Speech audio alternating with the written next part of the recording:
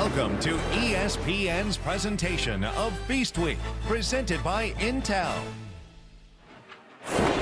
Welcome to Raleigh, North Carolina on an afternoon rife with immediacy and finality. For the winner, it's on to a bowl game. For a loser, it's the rancid disappointment of a season finally coming to an end.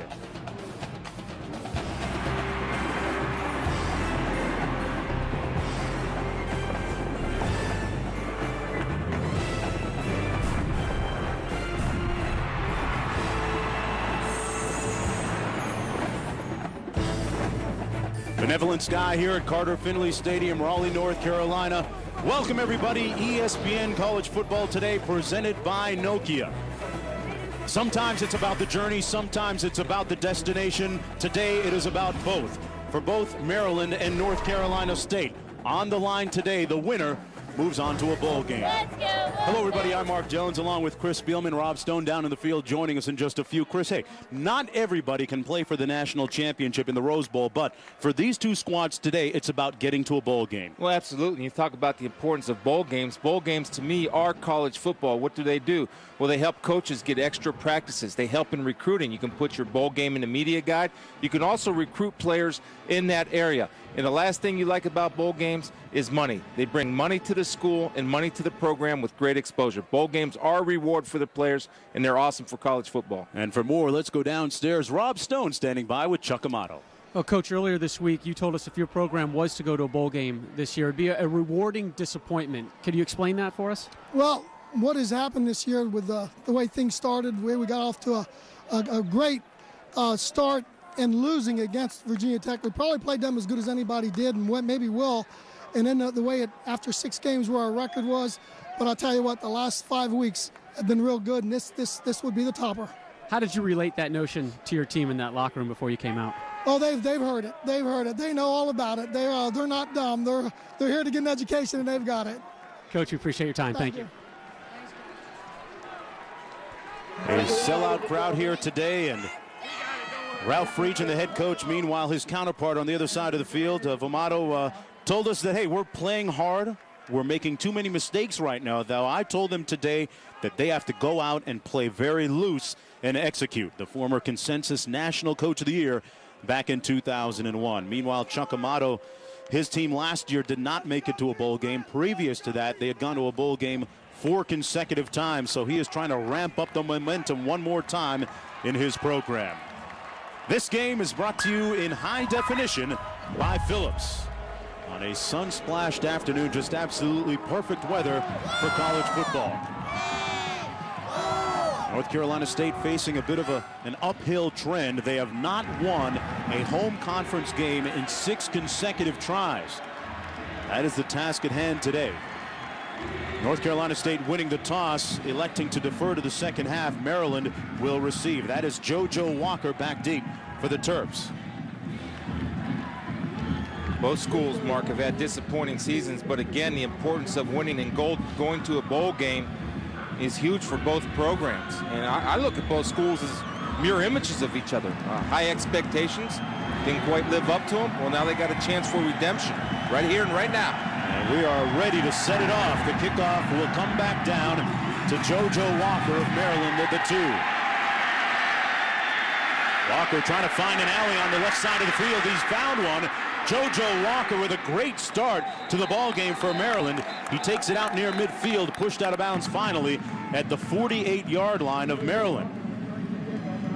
Nice return by the 5'9" senior, JoJo Walker. Let's take one more look. Anytime you can get holes and the kickoff coverage team doesn't get a hand on him, JoJo Walker has the ability to make you miss.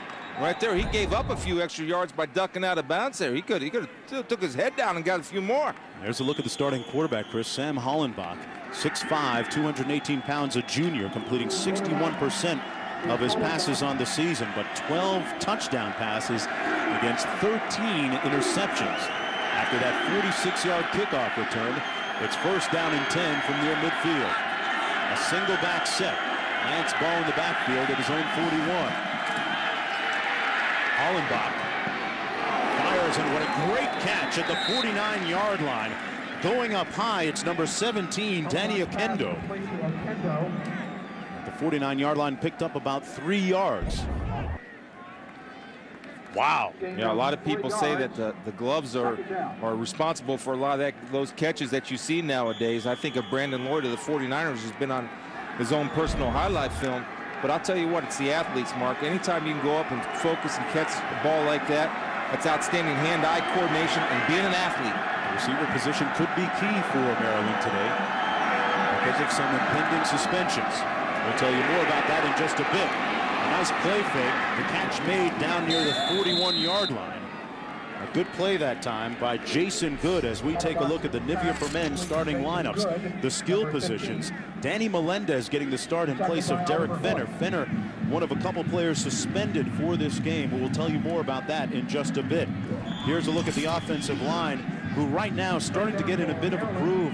Gaither, one of the leaders up there. Woods, McDonald, and Crummy, and Brandon Nixon. After the first down catch, the ball at the 40-yard line for the Terps on this, their opening drive of the game. A trips formation out to the left for Maryland. And they run it into heavy traffic that time. It was Lance Ball, stopped up by Ronaldo Moses. And let's take a look at this Wolfpack defense. Keep an eye on those two defensive ends, Manny Lawson and Mario Williams. They are 6'6" and 6'7" respectively. Presley and Tyler on the inside. The linebackers, a good group, Tulloch, Hoyt, and Rumpf. Meanwhile, in the secondary, Marcus Hudson and A.J. Davis on the corners, Scott and Garland Heath, the safeties. No gain on that last play. Actually lost a yard. It's second down and 11 now for Maryland. A blitz coming off the edge, and Hollenbach sacked back at the 49-yard line. Good backside pressure by Jimmy Sutton of North Carolina State. That's the 30th sack this season for the Pack defense. Well, if you're going to play a zone blitz, then Hollenbach has to be able to recognize blitz. The zone blitz is coming from the corner, so that means you have to have people to recognize the blitz as far as receivers go, and Hollenbach's got to be responsible for picking up the defender by himself and deliver the football. You can't hold on to the football. You know that blitz is going to get there eventually. Either throw it away or take a shot. Sets up a third down and 19 to go.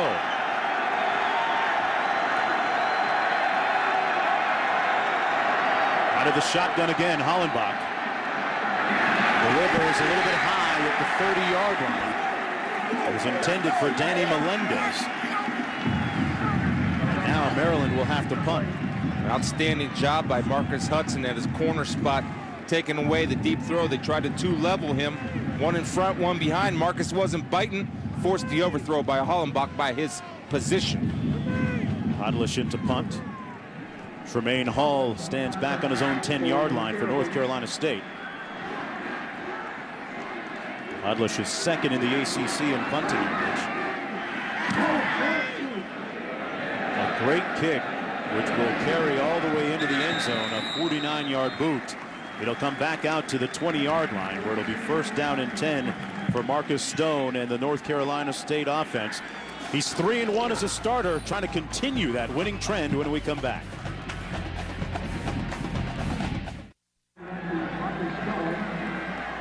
Ralph Region watching now as his defense takes the field. Maryland punting before we went to commercial break. First down and 10 for the Wolfpack from their own 20-yard line. Stone with a play fake and a bootleg.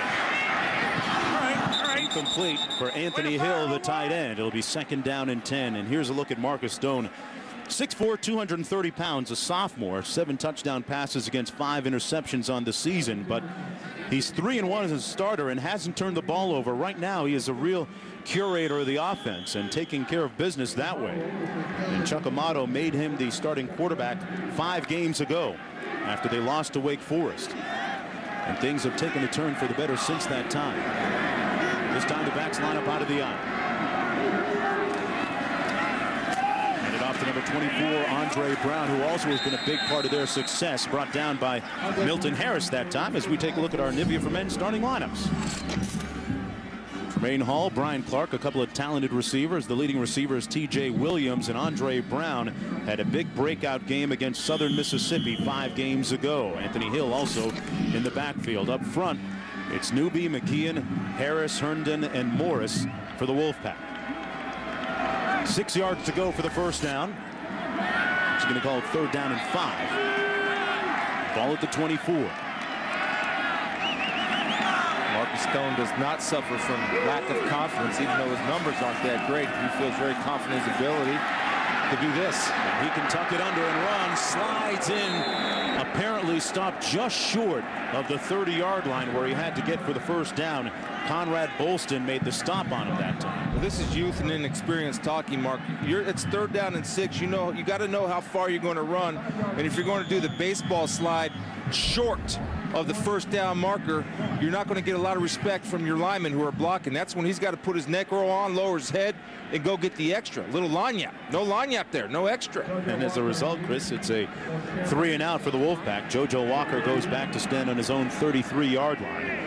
John Deraney punting from his own 14 for North Carolina State. A high spiral, a short one comes down, and it's fumbled. It's loose. And North Carolina State recovers the fumble. Marcus Hudson there to pounce on the loose ball. And the Wolfpack get the first break of the ball game. Well, indecision by JoJo. Ball's in the air, it hits the ground. Get away from it, because you never know the type of hop it's going to take. JoJo's a playmaker, so he wants to try to make a play. I don't mind guys picking up the ball off the bounce if there's not red shirts around you. The blocking wasn't great. JoJo made a poor decision, took his eyes off the ball when he tried to pick the ball up. Marcus Hudson there to pounce. Off the 37-yard punt, 1st and 10 now as Maryland with 4 turnovers last week, one of them coming back for an interception against Boston College. It cost them. We see it cost them here on 1st down and 10. The toss goes to Andre Brown. Brown with a nice run down to the 25-yard line, picking up about 8. Brought down by Holloway. As we look at the Nivea for Men starting lineups for the Terps defense, Savage, Bolston, Moore, and Trey Covington. The linebackers conspicuously absent is William Kershaw. We'll tell you about that in just a bit. Jackson, the team's best player defensively. And in the secondary, McPherson and Wilson on the corners, Harris and Varner. Now Kershaw is in uniform on the sidelines, watching on 2nd down and 2.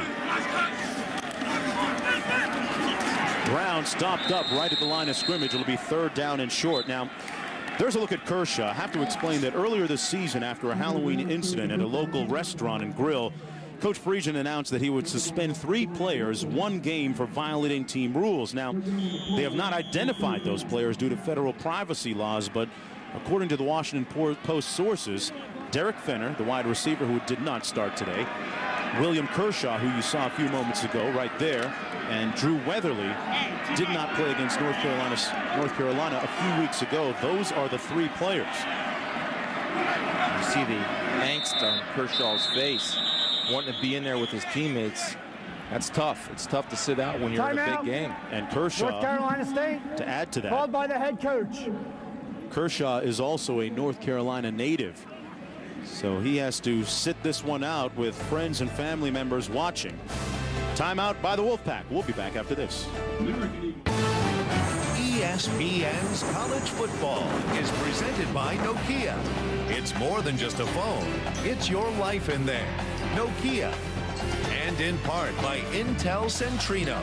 For incredible entertainment in your lap, get Intel Centrino in your laptop.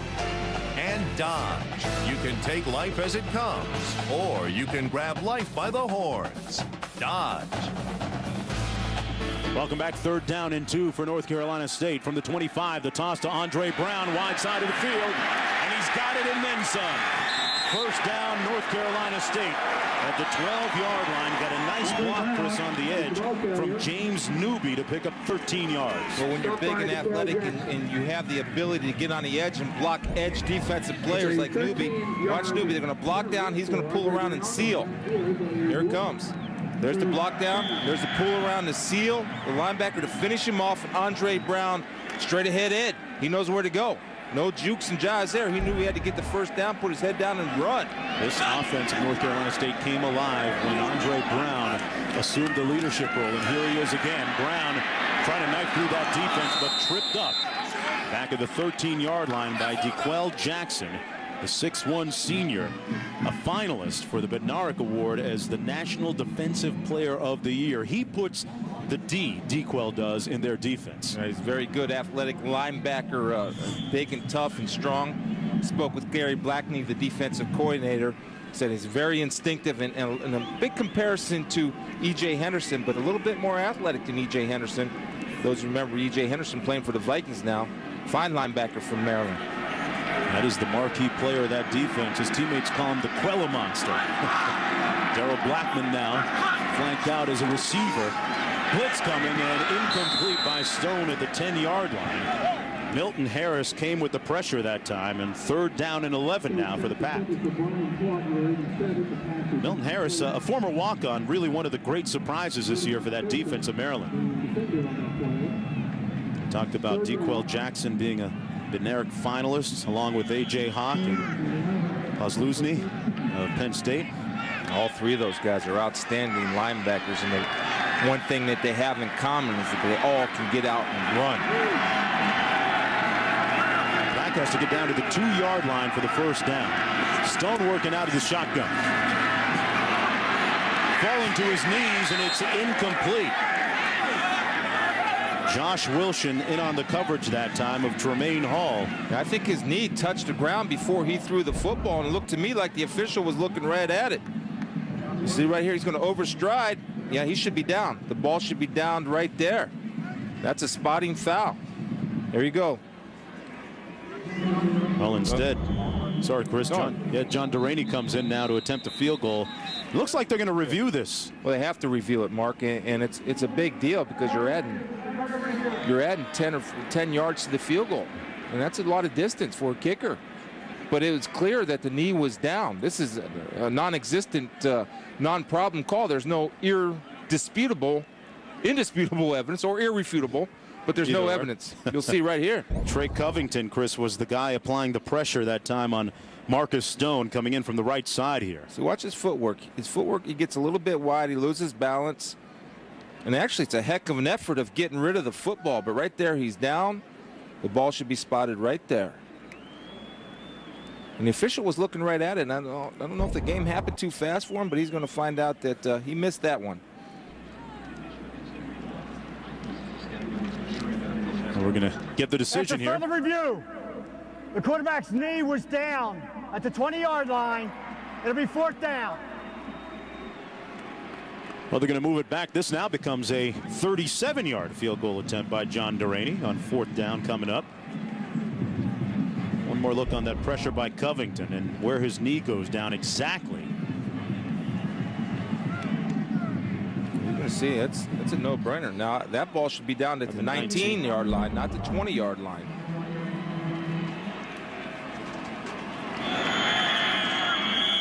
Deraney 13 of 16 on the season. This one from 38 yards out. And that is true. Deraney gives North Carolina State a 3-0 lead, capitalizing on the fumbled punt by JoJo Walker. Chuck Amato's team trying to get back to bowl position. We'll be back after this. Back, everyone. Carter Finley Stadium here on a beautiful Saturday afternoon. 3-0 ball game. North Carolina State leading Maryland, and ESPN College Football presented by Nokia. Take a look at the last scoring drive. 7 plays, moved to 13 yards after the fumbled punt by JoJo Walker. Walker back deep to get this kickoff. 5 yards deep. And they'll come out to the 20. Let's go downstairs to Rob Stone. Last season, Sam Hollenbach was a 4th stringer who had serious thoughts about transferring, and now here he is, the starter, but he's facing a lot of scrutiny and some pain. He has a slight separation of his left shoulder. That's his non-throwing shoulder, and also a lot of costly errors, Mark, in the red zone last week, which led to a one-on-one meeting with his offensive coordinator, Charlie Taft. Had him in recently, closed the door, nothing mean coming out of it, just saying, hey guys, the keys to this conversation are less freelancing and critical errors, please, and let's get back to reading coverages and playing within the system. Yeah, great point, Rob, as he got back in the film room the next day after that loss against Boston College. They're going to run it. This is Lance Ball. Turns the corner and squares those shoulders up. Ball makes it out to the 27-yard line. Got a nice block that time from Nixon. take one more look at that turnover that Rob mentioned a few moments ago in the red zone. One of 4 turnovers against Boston College. Hey, Maryland had their opportunities last week. Well, one thing you notice with Hollenbach right there, his eyes only stayed on one place, and that was one of the things Coach Taft addressed with Hollenbach was, look, you have progressions to go through. What are you seeing? And Hollenbach started to rely too heavily on his tight end, Vernon Davis. He's got to come off and go through his progression. If Vernon's not there, you got to deliver the football to where we want you to throw the football. Not where you want it, where we want it. Nice hit by Oliver Hoyt, who brought the noise that time. Well, we talk about it, Mark, and that's pretty close to a slobber knocker right there. If anything else, it's a perfect form tackle. You see Oliver Hoyt right here. Watch him come and fill. Nobody comes off and blocks him. Here he comes. He'd come right in. It's a missed assignment by the fullback. 1 step and wrap, 2 steps and squeeze. Bring your feet and come with some bad intentions. That's a perfect form tackle. He ran through the guy, not just to him. Outstanding, Oliver. Thank you very much for that. Kind of symbolizes the type of immediacy in today's game. The winner of this becomes bowl eligible out of the backfield. A nice little screen out to ball, close to the first down marker. Depends on what kind of spot he gets. And it appears as if he did get the first down right around the 31-yard line. And they do give it to him. Lance Ball with a nice catch. 5'9" sophomore. Had a major breakthrough back in the Navy game earlier this season and also later against Virginia when he ran for 163 yards. And then against Boston College last week had 135 yards on the ground. Well, I like the call to get the ball back into his hands after he took a shot like he did from Oliver Hoyt. Put it in his hands and let him do something with the mail. He did. He delivered the first down. First down and 10. Backside pressure, and Hollenbach got rocked by Mario Williams. Well, when you're 6'7", 290 pounds, not only does he make the fans in Carter Finley Stadium jump, he's making scouts jump all over the place. You see Mario Williams coming from the outside, just beat him with speed. I mean, with that kind of size and that kind of speed, that's a tough duty for the offensive tackle to handle. He has the moves, he can counter, but he has speed off the edge, which cannot be coached. Second down and 18. Let's see if he gets energized. There he is again. That was his 10th sack of the season. Little inside handoff this time to Lance Ball. Ball brought down to the 31-yard line by Marcus Hudson. Got some of that yardage back as we are here at Carter Finley Stadium. Maryland and North Carolina State both looking for their 6th win of the season, which would make them bowl eligible. That's what the winner gets today.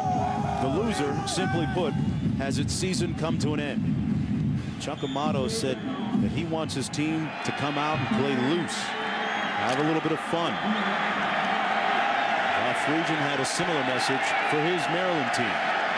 Third down and 10, and looking into the eyes of quarterback Sam Hollenbach. They get to the 41-yard line for the first down. 2 receivers to the top of your screen. Hollenbach fires high, complete to his roommate, Danny Melendez, who's getting the start in place of Derek Fenner, who's suspended for this game. Melendez picks up the first down for Maryland. This is great feet right here by Hollenbach. He knows the pressure's coming. They're bringing 4 off one side. He just slides, buys himself some time, protects the football, and delivers kind of a little bit of a fadeaway to his trusted roommate Melendez, who goes up and does a nice job catching ball with 2 hands. You know, Rob mentioned Hollenbach thought about transferring when he was a 4th-string quarterback. So did Melendez. They're both plotting as to what school they both might attend together. After that 13-yard pickup, it's first down and 10. Hollenbach hands it off to Lance Ball. Brought down by Tank Tyler that time. And tonight, folks, Marcus Vick and number 5 Virginia Tech try to clinch their spot in the ACC championship game. They take on North Carolina. College football primetime presented by Polaroid on ESPN tonight at 7:45 Eastern. North Carolina, North Virginia Tech, also available in high definition on ESPN HD. Dead ball, personal foul, number 19 on the defense. 15 yards from the end of the run, automatic first down. Well, that one hurts, and of course we all know the history, Chris, of not personal fouls, but penalties with respect to North Carolina State. Earlier this season, one of the most penalized teams in the league. Yeah, They're calling a personal foul there. And the rule is, if you're a player, don't stand around the pile. You got to go clean up the pile. And that's a little touchy for me. Again, I'm a little bit liberal on being able to clean out piles, but he's just doing his job running the football. First down and 10 out of the shotgun. Lance Ball got about 2 yards down to the 36. Oliver Hoyt once again in on the tackle and another flag on the play. And I said that North Carolina State earlier this season was one of the most penalized teams in the conference, but in the last 4 or 5 games they've gotten a lot better with respect to them. Some penalties are acceptable, some aren't acceptable. Like that's unacceptable because that's something that you can control. A lot of times you're going to hold, you're going to hit guys. You're going to come in late once in a while. You don't want to take away the aggressiveness. Bit of a, here's the call from the official. It's against Maryland. Maryland at the other end of the spectrum, the second fewest penalty yards in the ACC, but surprising when you really look at the numbers, Chris. Some of the more successful teams are also some of the more penalized teams in football. Well, I think, again, there are acceptable penalties, and as long as they're aggressive penalties and not dirty penalties, that's fine. You live with those. It's the mental concentration penalties that kill you, like the illegal procedure right there that'll drive a coach crazy. On the receiver screen, incomplete at the 46-yard line, intended for Melendez from Hollenbach. If you run a screen and it takes that long to develop, we're not the only ones that can see it from the press box. The players feel that. The offensive line is not getting depth. They're trying to get out on the perimeter to block. And that time Tank Tyler would out there. If Melendez would have caught it, Tank Tyler would have tanked him. Would have been done. But you can't. If you're going to run that split screen, it's got to be a little bit quicker. He who hesitates is lost. Maryland has lost 3 of their last 4 games. They need a win here to become bowl eligible. Second down and 15. Man-to-man. Little heat coming, Mario Williams. And it's caught by JoJo Walker in and out of the arms of Marcus Hudson, into the arms of Walker, but there's a flag down on the play right at the 35-yard line. So let's see who it's against. It's against the Pack. They got holding on Hudson, but I tell you, that's great recognition by Hollenbach. What about JoJo Walker atoning for that earlier miscue on the fumbled punt? Great sense of concentration there, Chris. Anytime you're playing press coverage, you do not want to give up the inside. They were playing what we call cover one. They had a safety deep, and they were playing man-to-man on the edges.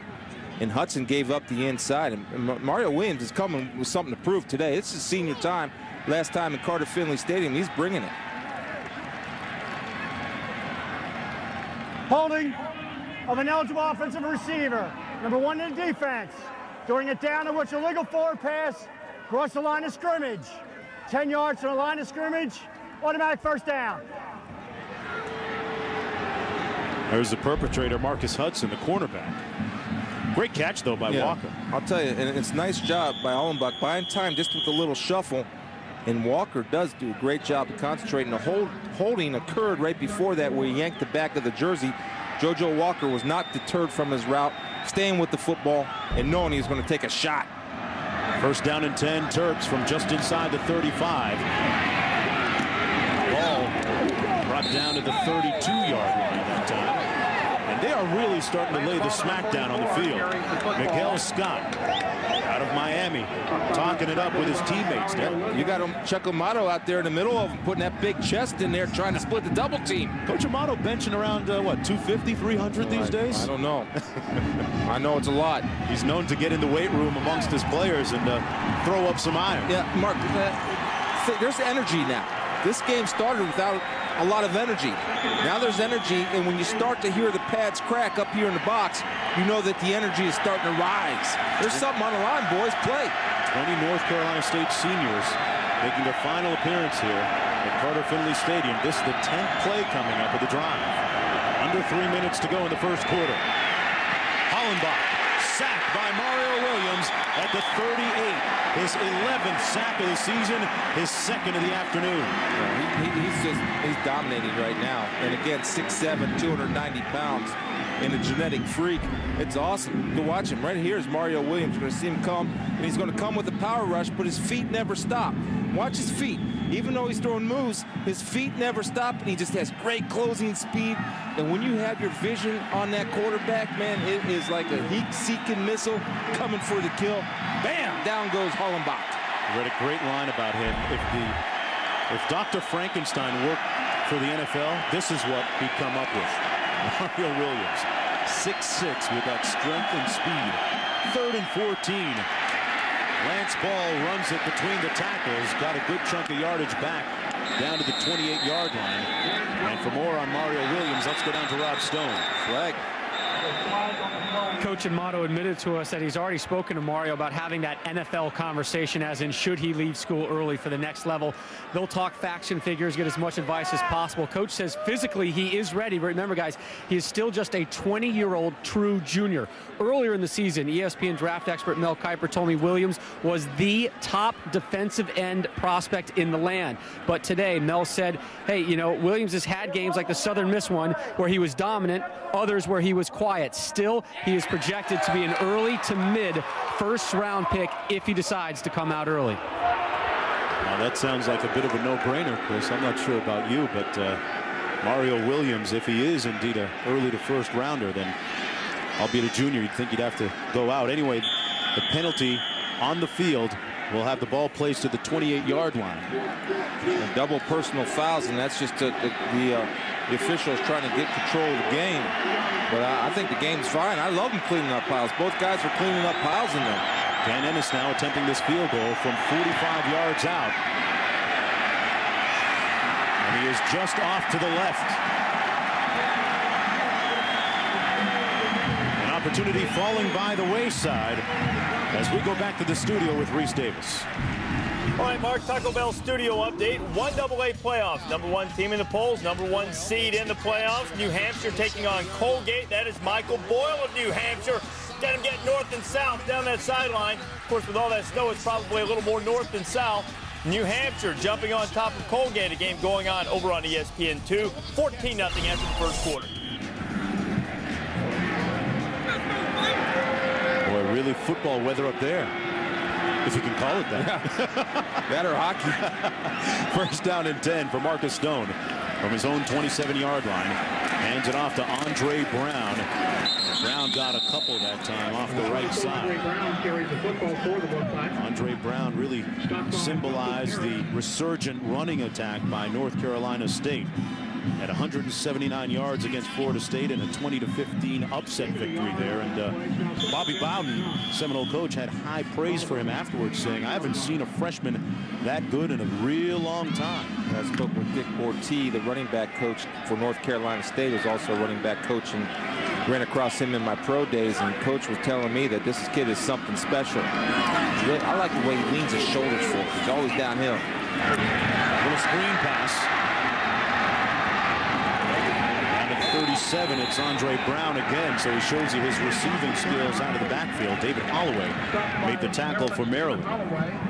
Stopped up about a yard short of the first down at the 37. That accomplishes a couple things. One, it gets Andre Brown the ball in his hands, which he can do damage. The other thing, it gets Stone to complete a pass, to get some confidence. And a lot of times when you have a young quarterback, a lot of coaches will go to the screen or three-step drop just to get him a completion to hopefully get him rolling. Marcus Stone, 3-1 as a starter. This easily the biggest game of his career. On the line, bowl eligibility for the winner. 3rd down and 1. And too many moving parts that time, seemingly, for North Carolina State. Timeout. North Carolina State. Wolfpack called timeout. Called by the head coach. We're going to stay right here and let you know that, folks, ABC Sports has a great lineup. Regional college football action, 3:30 Eastern time. You'll see either Virginia, Miami, Oklahoma State, Oklahoma, Bedlam, and South Florida against UConn. And at 8 p.m. Eastern, 5 Pacific, Notre Dame's at Stanford, and Georgia, number 13, is at Georgia Tech. Check their local listings for the game in your area. And getting back to Miami against Virginia, boy, what a surprise last week, huh? Or was it that much of a surprise? Georgia Tech's a good football team. Reggie Ball is a good player. He's up and down, inconsistent, but Georgia Tech always will play defense. The head defensive coordinator down there, John Tenuta, is one of the best in college football, and they were ready to play. And anytime you can go into an opponent's stadium with that much on the line and come away with a victory, that's a season maker. As we take a look at the standings in the Coastal Division, Virginia Tech won last week. We got a good look at them. And Miami losing against Georgia Tech, so Virginia Tech with an opportunity to play against Florida State in that ACC championship game. They played later tonight against North Carolina at 7:45 Eastern. That game on ESPN. Strange things known to happen late in the season, just when everyone was counting out Virginia Tech and their opportunity to play in a BCS game. I don't. Get something handed to them. Yeah, you can't count them out, Mark. The way they play special teams, defense, and the way they run the football, and the efficiency of Marcus Vick is what I like about him as a quarterback. 3rd down and 1.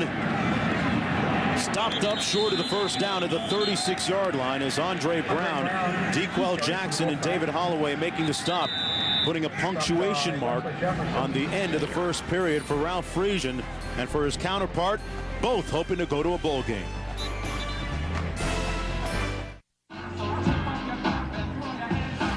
Welcome back, everyone, for the beginning of the second period. North Carolina State leading 3-0. Matt Hollenbach getting set to come back on offense for the Maryland team. And John Delaney with his second punt of the afternoon from his own 26. And he shanks it. Not a great punt. It'll be down at about the 39-yard line. Good starting field position for Maryland's drive. Let's take a look at our Napa game track. Some of the cogent points of the game so far. This was an earlier punt by Delaney, which was fumbled by JoJo Walker right there. And that led to a short scoring drive, capped by this John Delaney field goal at 38 yards out. That's where we stand right now. North Carolina State leading 3-0. Both teams coming in at 5-5. The winner of this one becomes bowl eligible. And the ACC has been very active in negotiating some deals for its conference with some contingencies and bowl tie-ins. Here's a look at the numbers of the first period. North Carolina State leading where it counts, 3-0. Hollenbach back to pass. Complete at the 41-yard line to Jason Good. And for more on the bowl tie-ins with the ACC, let's go down to Rob. Well, Mark, today's winner becomes the 8th bowl-eligible team from the ACC. That's the good news, but the bad news, the conference has only 6 postseason contracts in place for this year. Knowing that, the ACC went on the offensive this week. They agreed to start a 4-year contract with the Music City Bowl a year early, so you'll have a Big Ten ACC showdown in Nashville. And additionally, the ACC, which is set to begin a 4-year agreement with San Francisco's Emerald Bowl next year, struck a deal to send a team to the City by the Bay this year if they have an opening. As for today's teams, representatives from the NPC Computer Bowl and Charlotte's Meineke Car Care Bowl are here. Meanwhile, the pass complete that time, Rob, to the 48-yard line. Vernon Davis, the stud tight end, making the catch. Garland Heath making the stop on the play, and that's going to be a first down for the Terps. But yeah, getting back to those bowl representatives that are here today, they'd like a guy like Vernon Davis to show off. Vernon Davis is a definite first-round pick, probably the top tight end prospect in the country, Mark. And one of the things about this offense is that Hollenbach was trying to force the ball to Vernon Davis. Coach Taft said, hey, I'll call plays for Vernon. You just throw the football where you're supposed to throw it. That was the play for Vernon Davis. Into the boundary, this is Lance Ball. And we go from Hollenbach to holler back to Reese in the stadium. Reese. Always on the cutting edge, Jones. That's what I love about you. Tennessee and Kentucky. Vols have beaten the Cats 20 straight years. That didn't matter against Vanderbilt last week. Eric Ainge has completed less than 41% of his passes this season, but he finds Robert Meacham, who cruises into the end zone there. And the Vols hand Lexington up by a touchdown early. Man, you talk about disappointing seasons. Tennessee Volunteers. 2nd down and 8. Hollenbach working out of the shotgun. Hands it off the ball. Got around the edge. Has the first down at the 32-yard line. Lance Ball, who's run for 100 yards in 4 of his last 6 games coming in. Got a nice chunk there to give him a first down and 10, picking up 14. Well, he doesn't have great speed, but what he does have is a little burst. And right here, Ronaldo Moses gets stuck inside. Lance Ball recognizes that, and he constantly runs forward. Look at, he's 5'9", 225 pounds, and he's got a lot of power and balance in those legs. But that was Ronaldo Moses. If you have contained, meaning nothing gets outside, you can't get nosy and sneak inside. If you do, that's what happens. A big play. First down and 10 from 32. Davis in motion. They give it a ball once again. That time dragged down from behind. Oliver Hoyt lacerating that offensive line, knifing in there to make us tackle. Wow. Yeah, the Big O says the Big D is not the only middle linebacker in this game. Oliver Hoyt, to me, is very instinctive and a sure tackler. He hits them, they go down. But he's a good football player, Mark. You can never tell that he's being slowed down by an ankle injury, too, playing hurt. No, he just shoots the gap, and again, he comes untouched. And the reason was he was able to shoot the gap was because the guard pulled, vacated that area, and nobody came off to chip him away. He just shot the gap untouched because of the pulling guard. Second down and 10 now for Maryland. Blitz coming. Hollenbach brought down, but he got it away in time. Stephen Tulloch from Miami's Killian High School, one of 3 defenders from that program in South Miami, a very successful program, made the play. You can see him right here, and I love what North Carolina State's doing. They're coming after everybody every single play, and Ball's got to be able to block. I mean, Ball just gave him a little push, avoided the contact, and Tulloch's coming in for his bullseye shot on Hollenbach. Great job by Hollenbach of feeling the presence of pressure, getting rid of the football as he's going down before his knee hit. That's down for third down and 10. Great opportunities for those 2 defensive ends, Williams and Lawson, to bring a little heat. Handed off the Ball, who slips and falls at the 34-yard line. It'll be 4th down coming up, and they're very much on the fringes of field goal range. Dan Ennis, we're told, has range from around 47 to 49 yards. That's what Coach Friedgen told us earlier this week. So we'll see if he elects to go for the field goal attempt here on 4th down and 12. Ennis missed one earlier this game, and they're going to decide to punt. Well, I like the call about punting the football if you execute for field position. North Carolina State's offense isn't exactly lighting it up. Now, North Carolina State will counter with a safe defense here just to make sure there's no fake. I'll tell you, Ball had a big hole there, too. Oh, he did. And flag down to the field. Right to the snap. Delay game. 30 seconds of the offense. 5-yard penalty. Remains 4th down. Is that by design, Chris? Not by that look. That's by indigestion by that look.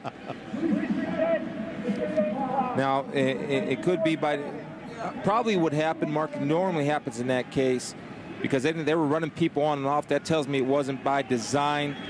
But what happens is that you don't want to burn a timeout. If you're going to punt the ball, fine, take the penalty. Don't worry about burning a timeout.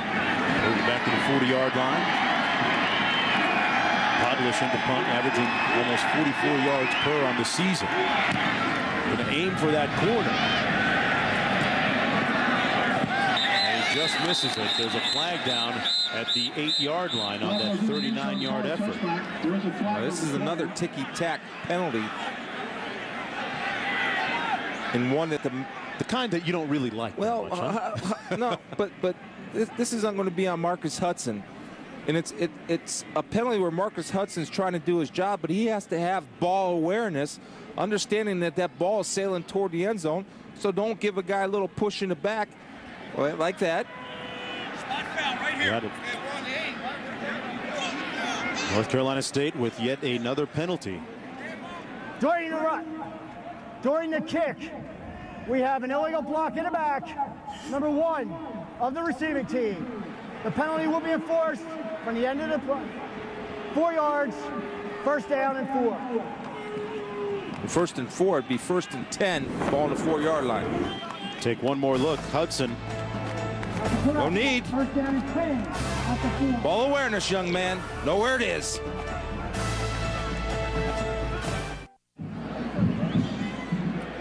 Welcome back, everyone, to Raleigh, North Carolina. ESPN College Football presented by Nokia. Maryland trailing North Carolina State 3-0. The winner of this game becomes bowl eligible with its 6th victory of the season. First down and 10 from the 4-yard line. Tony Baker now getting his first rep at running back. And he takes the handoff from Marcus Stone. Stopped up on the play by Milton Harris. Tony Baker, a highly recruited freshman out of high school, 5'10", 228 pounds, so he spells Andre Brown for a little bit. Maryland's defense has struggled against the run all year, and Gary Blackney has his troops playing to run strong today. One of the reasons is that North Carolina State's offense made a transition midway through the season when they changed quarterbacks. They decided to recommit themselves to running the football as opposed to throwing it all over the place. If the running game looks familiar, it's Mark Trestman, former coordinator of the Miami Dolphins. Second down and 8. Marcus Stone back to pass. And Stone making his way beyond the 10 to the 11-yard line. It'll set up a third down and about 2.5 or 3 to go. Wesley Jefferson making the stop on the play defensively for Maryland. And Marcus Stone has had a lot to do with the resurgence of North Carolina State during the last 4 games. They've won 3 of their last 4. And there was a point when Chuck Amato's crew was 2-4 after losing that Wake Forest game. People thought that they were pretty much done and dead. And they decided, as you mentioned, Chris, to recommit themselves to the running attack, change quarterbacks with Marcus Stone to put them in a position today where they can become bowl eligible. Third down coming up. And Stone is sacked back at the 5-yard line. A group of tacklers, including DeQuell Jackson and Wesley Jefferson. Well, DeQuell's coming, and he's coming to get something done. And when you're able to blitz like that, use feet and have a little shake and get off blockers, you can do damage. And an outstanding read and vision by DeQuell Jackson. It's kind of like a running back. A blitzing linebacker is like a running back running through the hole, finding your way, picking it, and bursting to the goal, which is the guy with the football. As a result, Delaney cutting from the shadows of his own goalpost, and they came out for it. JoJo Walker at midfield. Looking for a block. Walker ran out to the 39-yard line. A lot of it east-west, brought down by Ernest Jones. A 44-yard punt. 11 on the return. They call him the Quella Monster. Quiet by day, his play making a lot of noise on the field. ESPN's College Football, brought to you by Taco Bell. Think outside the bun. Nivea for men. More Evolve skincare. And Saturn. After North Carolina State's third 3-and-out, Maryland with possession of the football in good starting field position at the 39-yard line. They trail 3-0. And this a battle between two teams looking for their 6th win of the season to become bowl eligible. First down and 10. Hollenbach out of the shotgun. Lance Ball dragged down a yard behind the line of scrimmage at the 40 by Hoyt and Mario Williams. Now, head coach Ralph Friedgen of Maryland said that during a team meeting this week, he asked every player who'd been to Maryland's bowl game 2 years ago to stand up. He waited. Only 15 players eventually stood up, and he said that that was kind of sobering to me and really made him realize what's at stake in this ball game and made the players realize what's at stake. They want to get to a bowl game. That is the singular goal today for both these teams. Second down and 11. Flag down on the near and far side of the field.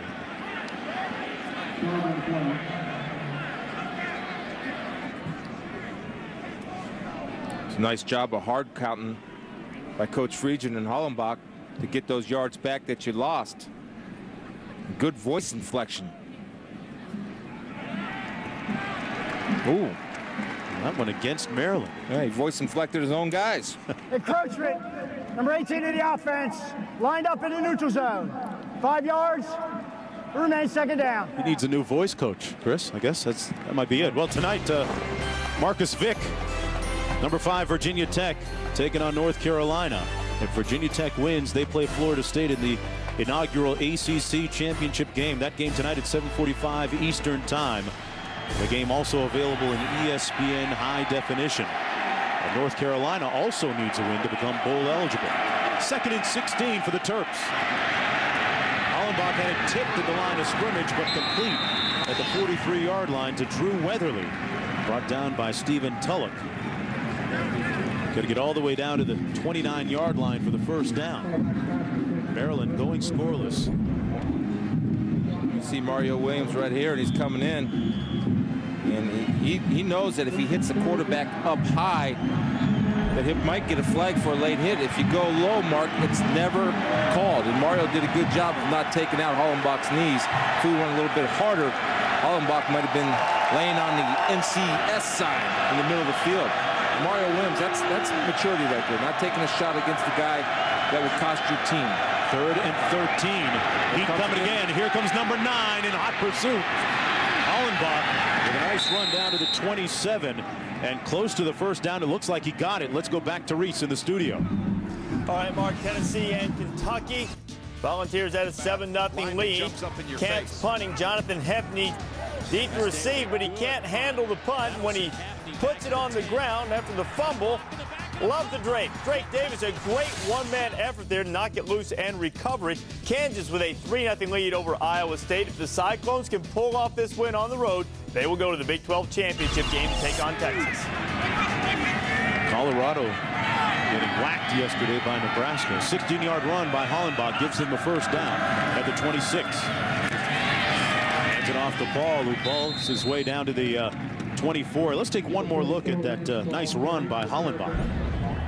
Well, first of all, he does a great job of running away from Mario. You see Mario right here with a great swim and speed, but Hollenbach starts to pull away from the big fella. And when you think of Hollenbach, you don't think of a running quarterback, but right there, I also think of a smart quarterback knowing where the first down marker was, then going down and going down forward, as opposed to the baseball slide where the ball is spotted behind. Good point. And 2nd and 8. The engineering major stepping to the line of scrimmage. His teammates really rallied around him after the last game last season. Got a player offside. They got a free one, and it's incomplete. Intended for number 18 downfield, Davis, but Manny Lawson came offside. And Lawson, the other half of that bookend combination at the other side of that defensive line. Well, a lot of that happens when you try to jump the count or time up the count off of a snap. Offside, 91 in the defense. 5 yards to the line of scrimmage, remains 2nd down. One of those track guys, Chris, you know, in the starting block, couldn't hold it. He is, and the thing you have to do is you have to trust your eyes. You got to block your ears. It's almost, I used to have a coach that wanted to put cotton swabs and earplugs in all his defensive linemen. He didn't want them to get caught up in the count. He wanted them to focus and look at that football. 2nd down and 3. Ball is the lone tailback. Put the brakes on him. It appeared as if he had a little room over that left side. He's stopped by A.J. Davis. It's an outstanding job of recognition by A.J. Davis. The receiver comes in what they do, a crackback. And the job of the corner is once he sees that receiver disappear inside, he needs to replace the defender that the receiver is blocking on. A.J. Davis saw the receiver go inside. A.J. Davis comes up and plays run support like a corner should play run support. He actually, a corner that wrapped his arms. That's beautiful. 3rd down and 2. It's the deepest penetration of the game so far for Maryland offensively. Weatherly in motion. Hollenbach looking that way, and a nice catch by Weatherly for the first down at the 14-yard line. He was covered by Holloman on the play, but Weatherly, one of those guys picking up the slack in the absence of Derek Finner, who's suspended for this game, makes the catch. And watch Vernon Davis here now. If he wants to be an NFL player, he's got to be able to block. That time he was just able to hold Williams out enough. And Weatherly comes in, a nice job of catching the ball, turning his hands to the football. See that? Got the ball with his hands as opposed to trying to chest it up. First down and 10 from the 13 for Maryland. 4-receiver formation. Ball is the lone tailback. And that play blown up early.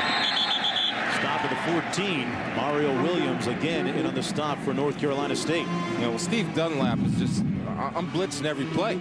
That's what I'm going to do.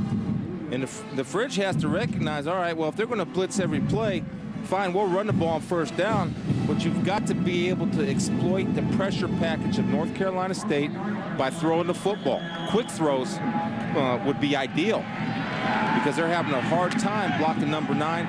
Plus, you add in all the other guys that are coming with their ears pinned. It's tough duty. North Carolina State's red zone defense, the best in the conference. This is where they get stingy. 2nd down and 11. Blitz coming off the edge. And it's incomplete, intended for Vernon Davis. And Stephen Tulloch was right in Hollenbach's grill, right in his kitchen. Well, that's the 2nd time they've run where Tulloch has come untouched. And so there's got to be an adjustment, and I'm sure that the offensive mind trust of Maryland will make that adjustment. But if he lines up outside, he's coming untouched. If I'm Coach Dunlap of North Carolina State, I line him up outside again until they fix it. They haven't fixed it. He's a guy that wears so many different hats defensively, Tulloch does. 3rd down and 11 for Maryland. 3:45 to go in the first half. The Terps haven't scored. Walker with a catch down to the 3-yard line, and he's near a first down, tackled by Jimmy Sutton, and it depends on the spot here, but it's going to be extremely close. Well, what happens is, okay, now they don't blitz. Well, you give Hollenbach back to read, time to read the coverage, and he delivers a strike. I would have kept blitzing because that was working. Walker indicating that he thinks that they earned the first down, but that would be the natural reaction, of course, by any player on offense. Well, it's nice to see JoJo come back and make a couple nice plays after fumbling that punt. Well, he got the first down with the reception. And talk about positive influences. His roommate is DeQuell Jackson. And you see right here the pressure. They're only bringing 4, or the whole game. Dunlap has brought a number of different packages, and you have number 9, Mario Williams, bringing Tulloch coming. They're coming from all angles, all sides, all different players. That last time, Mark, they only brought 4. Maryland was able to protect, and Hollenbach is doing surgery out there, just picking them apart when they don't bring more than 4. He's adjusted this year by making faster and better decisions, and here he hands it off to Ball, who goes airborne and is stopped up short of the goal line at a 1-yard line. Lance Ball found out this year that lighter is better in his case. He dropped about 10 pounds from a season ago, down to 225 at 5'9", packs a punch. That's Lance Ball, again, wanting the end zone. Ooh, nice. You got a little footful right there. 2nd and goal. A lead ISO play. Touchdown, Lance Ball. And the Terps take the lead. Hey, Mark, when you're defending this play on the defensive line, those are your bottomers. If you got a bottomer, you better have a topper. Well, Maryland or North Carolina State defensive line did a good job of being bottomers, but the linebackers and defensive backs were no toppers. And so never should a guy be able to go over the top after one. He just went over the top the previous play. That gives Maryland, Chris, its first score of the game. And Ball with his 6th rushing touchdown this season. Terps leading 7-3 as we approach the end of the first half. The winner of this game moves on to a bowl game. And Lance Ball just said, hey, you know what? Tower to Lance, ready for takeoff. Back with more after this.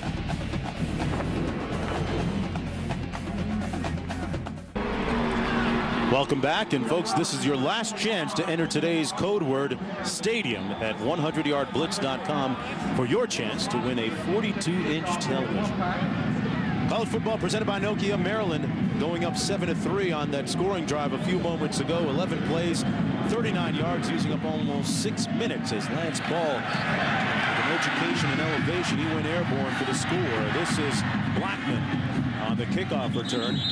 Stopped up a little over the 20. We go back to the studio in Reese. All right, Mark, coming up on the Pontiac Performance Halftime Report, Lou Holtz, Mark May alongside, as always, the Vols, desperate in the Bluegrass State for their bowl game. We'll also look ahead to the Sunshine State Showdown and talk about the end of an era with Barry Alvarez. And we'll explain why Barry Alvarez was loved, respected, won more bowl games than any other coach but Woody Hayes in the Big Ten. And I'll tell you what Phil Fulmer in Tennessee has to do to right the ship to get back into bowl contention for next year. We got to get in contention against Kentucky right now. The lead is slim, getting tight for the fellas from Rocky Top, fellas. All right, guys, look forward to hearing from you at halftime. Busy weekend coming up in college football. Marcus Stone now 1 of 5 passing after that incompletion. Mac Frost batted it down, and it almost hit him between the numbers, Chris. Yeah, Mac Frost recognizing the screen, getting his hands up on a 3-step drop. It's a good job. You're going to see Frost up here, number 91. Plays the cut block nicely with his hands. 3-step drop. Great job of getting his hands up in recognition and blocking the throwing lane. All the talk so far is centered around the pressure of North Carolina State's defense. Maryland's defense has turned it up on the last 4 possessions. 2nd down and 10. Stone fires incomplete at the 30-yard line. It was intended for Lamar Barrett. And for more on Stone, let's go to our Rob Stone. Yeah, it has been slow start Stone for Marcus since taking over the quarterback spot. He's 3-1 as a starter, but in all 3 of those victories, he has had only 1 completion at halftime. The staff has tried to open up games running it, some games throwing it. Nothing has changed it. The low number, not all his fault. There's obviously been a lot of drops as well. Coaches have agreed to bite the bullet and work through his early struggles. It's been so bad, halftime locker room. Coaches don't even bark at him. They just make jokes about it. And they put it on the ground that time, Rob. They were lucky to get it back at the 23-yard line. Very shaky. And let me approach so far. Yeah, let me offer something here now. Marcus Stone's the quarterback of the future. Everybody in this stadium realizes it. Jay Davis, who completes 60% of his passes this year, is sitting on the bench. It's Jay Davis' senior year. You have no offense. You have nothing going. You can't run the football. It might be time to let Jay come in his senior year, save the team to go to the bowl his senior day and be the hero. It's about right now, and we're going to take a timeout and be right back in 60 seconds. Stick around.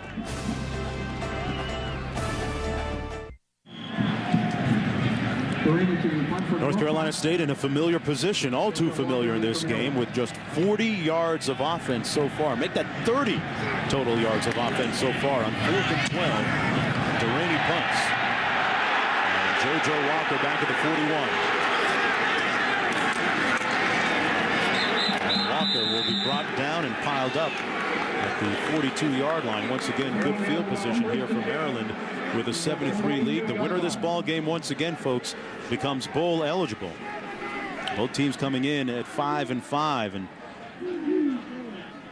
Chuck Amato's team looking to hold the fort here and get into the locker room at halftime and get some semblance of offensive game planning going. Talked about their anemic performance so far on that side of the ball. Meanwhile, Maryland has found its offensive groove a little bit, and Mario Merrills coming in now at tailback for Lance Ball, giving him a breather. 1st and 10 from the 43. Merrills gashing the defense. There's a flag down at midfield. Merrills pushed out of bounds at the 19-yard line. A good block up front by Ryan McDonald, but it may have been a little too good with a hold. A 39-yard pickup, but it's going to come back. Yeah, I do not think that he even needed to hold, because Merrills was long past him, and he's just holding on. I mean, that's where you got to go ahead and let him go. You missed your block, yet Merrills hit the hole so fast, and the hole was so big. Holding 68 of the offense during the run. 10 yards from the spot of the foul. Remains 1st down. Well, that one's going to come back, and Mario Merrills was the #1 tailback at the start of the year, Chris. What? Yeah, he is. He can go too. There's McDonald right there. Hands are inside, and that's a darn good block if you ask me, because his hands are, although they're up. Sorry, his hand was outside, up on that shoulder pad on Tank. If his hands wasn't on Tank's shoulder, he would have been able to get a good block. He's got to put those hands inside. 1st and 13. The blitz coming, jailbreak screen complete. That's Melendez, and Melendez takes it across midfield down to the 43-yard line. He gets the 1st down for Maryland, trying to move into good field position, scoring position, with 1:46 to go now in the first half of play. And remember, North Carolina State has yet to win an ACC game at home this year. A 17-yard pickup. Hollenbach out of the shotgun. Davis made the catch in heavy traffic down to the 22-yard line. That's why he's an All-American candidate.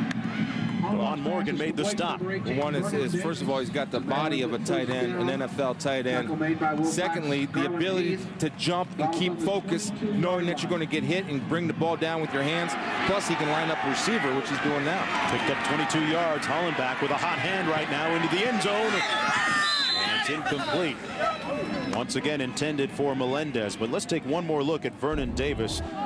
A physical freak of sorts. Well, first, watch the release right there. You see the little swim and the shake, beating the defensive back off the football, understanding the safety's going to come over and get a hit, but going up and catching the ball and securing it with 2 hands. Really an outstanding player. Missed a threat down the field. Made a play this year against Clemson where he literally dragged 5 Clemson players for about 10 yards before he was finally brought down. 2nd and 10. Nice hit on Merrills by Mario Williams. Williams bringing some noise with 1:17 to go in the first half. Well, Mario Williams is bringing his A game today. And you're going to see him beat right there. Nice inside move and the agility to adjust straight down the line. Watch as he recognizes run and that quick little step. And he's so long and linear, Mark, that he covers such ground that when he lays out, he's already across the line of scrimmage or across the ball. Putting up some good numbers today. 2 sacks, 3 tackles, a quarterback hurry, and Manny Lawson at the other end doing a nice job as well, setting up a 3rd down and 10 for Maryland. But even more so, he's a disruptive force that an offense has to account for where he's lined up every single time, because of the potential of a big play that he brings to that defense. He's a great player. And I remember I watched him when he was a freshman now. And he's come so long and so far, and he was a true starter as a freshman down here at NC State. You look at his body at 6'7", 290 pounds. It's pretty well spread out over that 6'7" frame. And at the other end, Lawson 6'6", 250. 3rd down and 10. They've only given up 7 points so far in the game. The problem with the Pack has been their anemic offense. Well, and that's an argument that, again, Chuck Amato is going to make the decisions of this football team. But I don't think you're messing around with Stone's confidence if you go ahead and decide to make the switch. Would you yank it for Davis right now? I would. I would give my guys a chance to win the football game. And right now, Marcus Stone isn't giving us a chance to win the football game. That would be the argument that I would make. And Marcus will be back next year. Quarterback of the moment right now, Hollenbach. Work out of the shotgun. Delay game by the offense. 5-yard penalty. Remains 3rd down. How does that happen coming out of a timeout? That's an egregious error right there by Maryland. Coming out of a timeout, you've got all day to talk about what you want to do and then to suffer a delay of game penalty. Let's go downstairs to Rob Stone for more. The guys, Maryland complaining that they were calling for a timeout. Ralph Regin was barking several of his staff members to the linesmen here on the sideline. They didn't hear it in time. Well, there's your explanation. 3rd down and 15.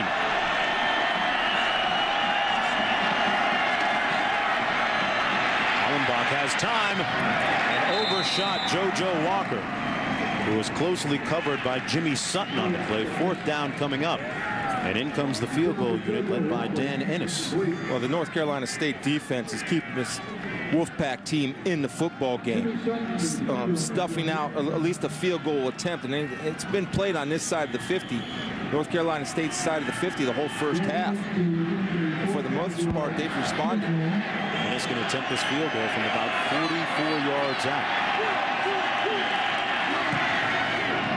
He's going to pull this one to the left. With 1:09 to go in the first half, another opportunity goes wide. He missed earlier today from 44 yards out. So he's 0 for 2 on the day. This from a young man that, as a high school senior, went through the trouble of making up a video of himself kicking the football, came here as a walk-on, eventually earned a scholarship. Well, now put that on America's Funniest Home Videos. Nothing funny about this miss, though. No, it looks like everything was, the hold was good, the plant foot was good. He just pulled it. A lot of leg on it. And Fritsch gave him a little talking to on the sidelines. Plus, it gave him the fisheye. It's no good when a coach gives you the fisheye. What's that? It's just that one eye, the fish eye. It's not good. Yeah, it's not good. First down and 10. Andre Brown running between the tackles out to the 28-yard line as we approach a minute to go here in the first half. All right, you have one timeout left, and you're running the football. You got a minute 8. You're at home. There's no confidence in throwing the football. And Maryland's taking advantage of that, Mark. Maryland's calling a timeout now.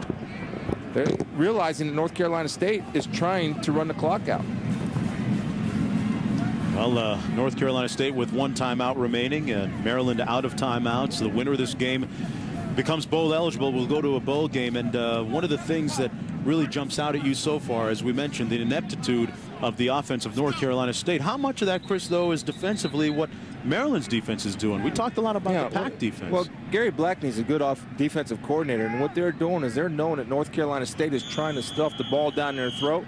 So he's putting his players in position to stop the run, daring North Carolina State to throw the football. But if you can't throw it, it's going to be tough to run it. In today's day and age of college football, you've got to be able to run the throw as opposed to, or you got to be able to throw to run. Used to be the other way around. This is Andre Brown picking up a few. Dequel Jackson making the stop on the play. Jackson, as we mentioned moments ago, a finalist, one of 3 for the Bednarik Award as the National Defensive Player of the Year. Experts say that he might have been a first-round pick a season ago, but decided to come back for his senior year to improve his draft status, and might have hurt it. Yeah, you think so? Let's look at some telling numbers offensively. 37 yards total for North Carolina State.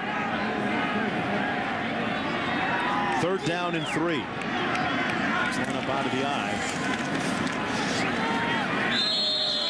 Brown falls forward to the 36, and a chorus of boos, a smattering of boos, raining down here at Carter Finley Stadium. Chuck Amato's team trailing 7-3 as we head into the locker rooms at halftime. Andre Brown has not broken out yet, and let's go downstairs to Rob with Coach Friedgen. Well, Coach, how does your offense need to respond in the second half dealing with North Carolina State's pressure and blitzing? Well, we got to do a better job of our pass pickups. We've missed a few assignments, and we've gotten beat. They got some really good players too, but you know, we got to make some field goals when we get the chance too. I thought we've played pretty good the first half. We got to come out and continue to do that. At the end of that last drive, you had a quick conversation with your quarterback, Sam Hollenbach. Yeah, What'd you tell him? Let the clock run down. I mean, we told him that the clock was running when we left the huddle. So, Coach, appreciate your time. Thank you. All right, it's 7-3 at the break. Coming up, it's the Pontiac Performance halftime report with Reese in the studio. Hey, Reese, this is about the watches, the bags, the free loot. The winner goes to a bowl game. Back in Raleigh, one of these teams is going to go to a bowl. One is going to have their season come to an end. A few moments ago, Rob Stone catching up with head coach Chuck Amato. Coach, another slow start from Marcus Stone. What did you tell him in the locker room? Hey, you're a second half man. Now let's do it. You've been in the second half, and the first 4 times you've been out there. Now it's time to do it in the second half of this. We've got 1 first down. He's completed 1 pass. That's his number in the first half, is only complete 1 pass. But we've got to do a better job of moving the football. And we took the best shot. They had the ball almost 21 minutes, and they've got 7 points because of foolish penalties. And that's the biggest thing that's hurting us. Thank you, Coach. Penalties, something that has been the bane of North Carolina State, albeit not later in the season, but certainly earlier in the year. Maryland will kick off to begin the second half of play. Andre Brown, 1 of 2 deep return men on the kickoff here for North Carolina State, along with Blackman. Both teams come in at 5-5. 1 more win, and one of them will become bowl eligible. Important offensive series for NC State to get these fans involved into at least get a first down. This is Blackman. Blackman can be stopped up right at the 20-yard line. I'm Mark Jones along with Chris Spielman. We just heard from Rob Stone down in the field. And Chris, are you surprised by the seeming lack of urgency for both these teams, or is it a lack of execution only? Well, I think it's a lack of execution on the offensive side of the football, but defensively you're seeing some darn good football. And with Coach Amato, I think he's right in starting Stone the second half, but there's a lot on the line here. You have a senior that can throw the football. He's had success here throwing the football. If he continues to struggle, then you got to make the change. It'll be 1st and 10 from the 20-yard line. Brown in the backfield taking the toss for the Wolfpacks. And chopped down on the corner nicely by Milton Harris, the starting strong safety. Really one of the great surprise stories this year defensively for Maryland. He made the stop on the play after a gain of almost 1 yard. They're trying to run the football so they can throw the football, and it's not going to work. Gary Blackney is not going to fall into that trap. He's going to continue to put more hats up there than North Carolina State can block, and until they throw the ball down the field with a little bit of success, running's going to be tough. And Coach Blackney was my defensive coordinator at Ohio State. He knows what he's doing now. 2nd down and 9.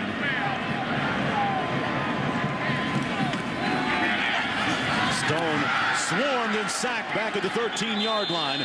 DeQuell Jackson leading the charge that time as we take a look at our Napa game track. Some of the cogent points of the game so far. Mario Williams, a big factor up front, number 9, with some impressive numbers. Putting a lot of pressure, leading that front. Meanwhile, Lance Ball has run the ball fairly well for Maryland. Total of 45 yards, and the game's only touchdown so far. This was Lance Ball going airborne for the score in the 2nd quarter. That's when Maryland took the 7-3 lead. 3rd down and 17 on this, the opening drive of the 3rd quarter for NC State. That's a 2nd completion of the ball game. That one went to Tremaine Hall, but there's a flag down to the play. Let's see if it stands. The flag is at the 27-yard line, and Marcus Stone, if it stands, will have his 2nd completion, and it's against the defense of Maryland. Well, this is one time where I thought maybe Gary Blackney, the defensive coordinator, just like Steve Dunlap, the defensive coordinator from North Carolina State, you're having success getting to the quarterback by blitzing. In defense. Pounds decline. Play will result in the 1st down. And that time they only rushed 3, gave Stone time to look at it and throw the ball. And let's take a look with that at our Intel first half statistics. Right there, one 1st down. Put a lot of pressure on your defense. Amato didn't seem too alarmed by that fact. Baker in a tailback. Instead, the pass goes to the tight end, T.J. Williams. And a flag comes late on the play. That's going to be a personal foul. Hit coming just a little bit late. T.J. Williams is a guy that's a big factor in this offense. In fact, the leading receiver. Rarely do you see 2 teams playing where the tight ends are leading receivers for both teams. Wesley Jefferson, number 35 for Maryland, came in there, Chris, just a little bit late. Jefferson filling in for Kershaw, who's suspended for the game. Wow, double. Wow. 2 of them. Now, in order to get the unsportsmanlike conduct, somebody must have said something. Dead ball, personal foul, late hit out of bounds, number 38 of the defense. 15 yards from the end of the run. Automatic 1st down. We then have a dead ball, unsportsmanlike, number 52 of the defense. 15 yards from the end of the run, 1st down. They may have misidentified the number. I think it was Wesley Jefferson, number 35, actually, who was in on the play. And right there's the hit. He's out of bounds. Yeah, he's out of bounds, but you know, that's football. Yeah, all right, he's out of bounds. I'll go with that one on the defense.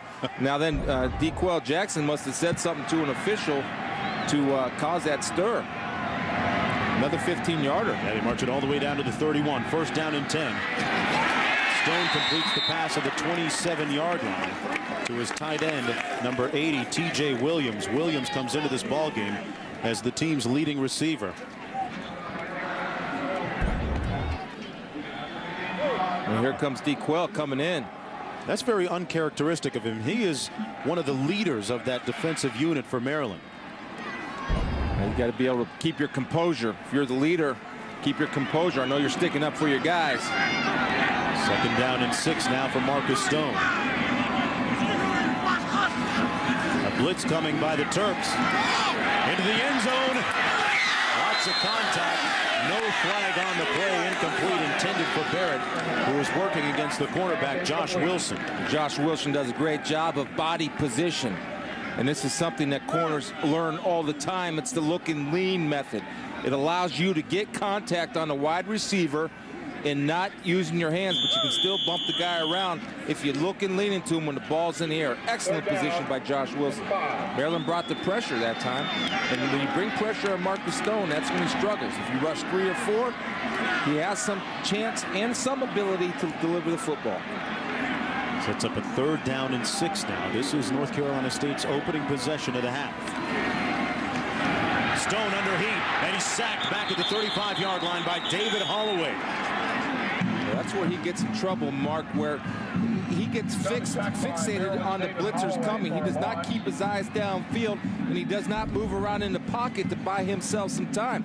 Look, his eyes are looking one place, and one place only, and 54 happens to be right in his place he's looking, and he doesn't move his feet to try to adjust to find himself a throwing lane. Holloway, good job of staying high, not going for any fakes, and finishing the way you should finish. That's the 4th sack of the afternoon for that Terrapin defense. And Coach Blackney just read my mind, saying, you're right, Chris. I'm not going to sit back and just rush 3. I'm going to bring people. Trying to field goal, but they're waiting for the kicker. Boy, you talk about mass confusion there on that packed sideline.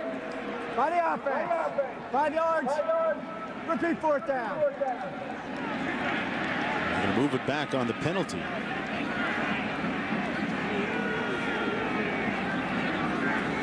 Now the punt unit comes in. A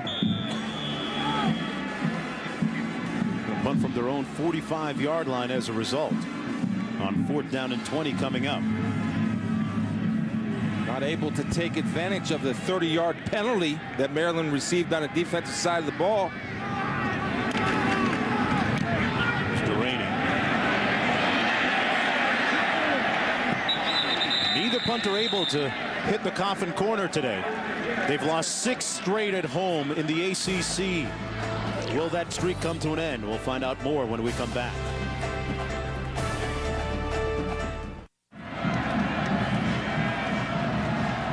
Look at the statue of the wolf outside Carter Finley Stadium. That wolf not howling much after that mix-up on the sidelines a few moments ago on behalf of NC State. 1st and 10 coming back the other way now for the Terps. They lead 7-3. The winner of this game becomes bowl eligible with its 6th win of the season. Goes to Lance Ball, who's back in the ball game. Brought down at the line of scrimmage at the 20. Let's take one more look, Chris, at what transpired moments ago. The holder kneels down. Oh. Lamar Barrett, and there is nobody there. Well, that's on Delaney. Delaney's he's the punter or the kicker. You have the whole field goal team out there. You have 10 guys on the same page, and you got your punter and kicker somewhere, nowhere to be found. And then they changed their mind to go for the penalty. Then they had to go punt the ball. They had a chance. They took points off the board. They had a chance to put points on the board. 2nd and 10. Hollenbach got rid of it. Was he down first? They're going to rule this incomplete. Pat Lowry with the pressure on the play. Well, we're getting an education on pressure defense. Pat Lowry's coming. We'll see if his knee is down. He's down. Now, they might want to review that. Somebody should call that one down. There you go. Call it down because he is down. Where's the replay booth? Nope. We're going to let this one go. 3rd down and 10 coming up for Maryland. Little stunt up front. And they get to Hollenbach again, and he tried to throw it again, but to no avail. And a late flag comes. Tank Tyler that time. The big variable up front for NC State. That's going to be grounding against Hollenbach. Well, he might have been down before he threw that football. Then that would negate the penalty. You see Big Tank coming in here, getting a shot at a sack. And his knee's down before. Yeah. Now, they might want to call that one back. Somebody's got to call the replay. If you have a chance, get down. And he throws it. That's 2. They missed 2 in a row. Now, it really doesn't make much of a difference. Adam Podlush now going to punt in the shadows of his own goalpost. But if you're going to have replay, use the replay. NC State very good at coming after punts, one of the most proficient in the nation at doing this since 2000. They can block some. They bring some pressure. Podlesh gets off a high spiral. Tremaine Hall back near midfield. Eludes one tackler. Hall dancing east-west rather than north-south. Brought down to the 49-yard line, but still waiting for Marcus Stone to get this offense on track for NC State, who trails by 4 when we return. ESPN's College Football, brought to you by Intel Centrino.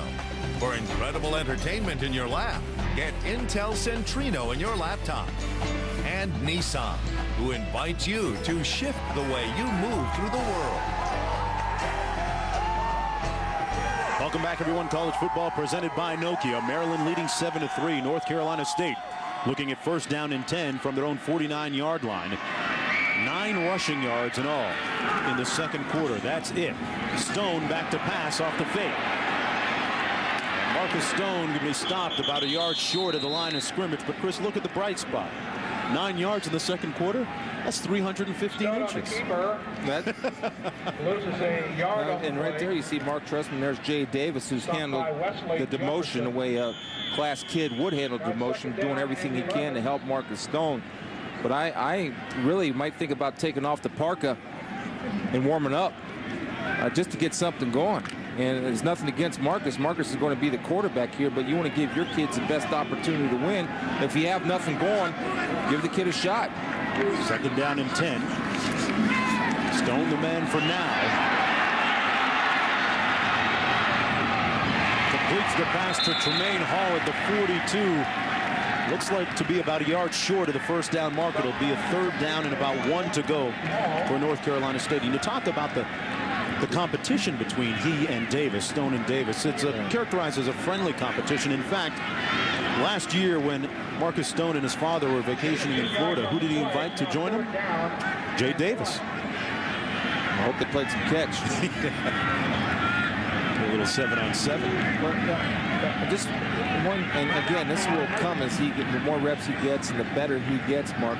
Whenever he feels pressure, good quarterbacks, when they're running around back there in the pocket and scrambling, keep their eyes down the field to look for people to come open.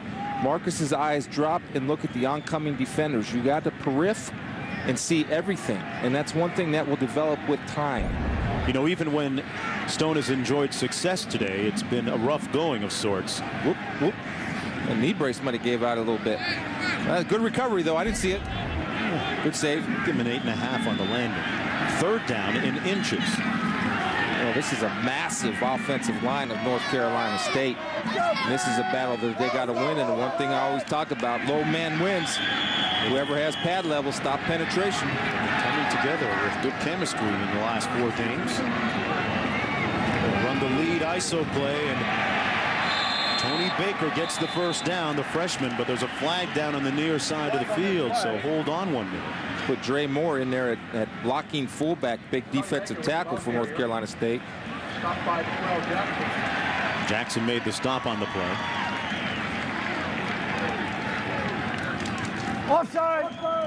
Number 40 of the defense. 5-yard penalty from the line of scrimmage. First down. South Region with a look of dismay on the sidelines. You know, his first 3 teams won 31 games and played in 3 New Year's Day bowl games. Since that time, his teams have gone 10-11.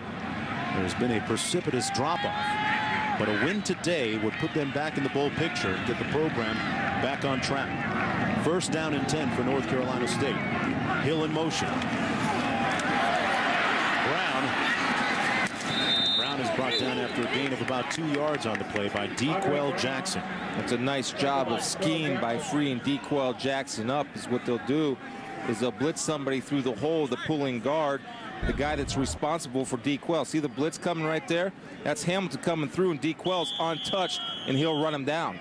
Dequel can get out and go and he's a football player. He's a darn good linebacker from what I watched today. But that's a good job of scheming from Gary Blackney, the defensive coordinator, to free up his guy. That's his guy. Go get him. Second down and 8. Tremaine Hall in motion to the top of your screen. Quick 3-step drop, fires a dart complete to Brian Clark. That's his first reception of the ball game, and it's good for a North Carolina State first down at the 26-yard line. The senior from Tampa playing his last home game with a big catch. That's a better job of Marcus sticking in there in the pocket, not panicking, setting his feet and delivering a strike on the slant, but they're keeping it easy for him. Mark Trestman knows what he's doing. He understands quarterbacks. He can coach him, and he's not giving Marcus Stone a lot of things to do, a lot of quick throws, three-step drops, to also negate some of the pressure that Gary Blackney keeps bringing. First down and 10, North Carolina State. Stone with the fake into the end zone. Incomplete. Tremaine Hall saying that he made the catch, but it's ruled incomplete.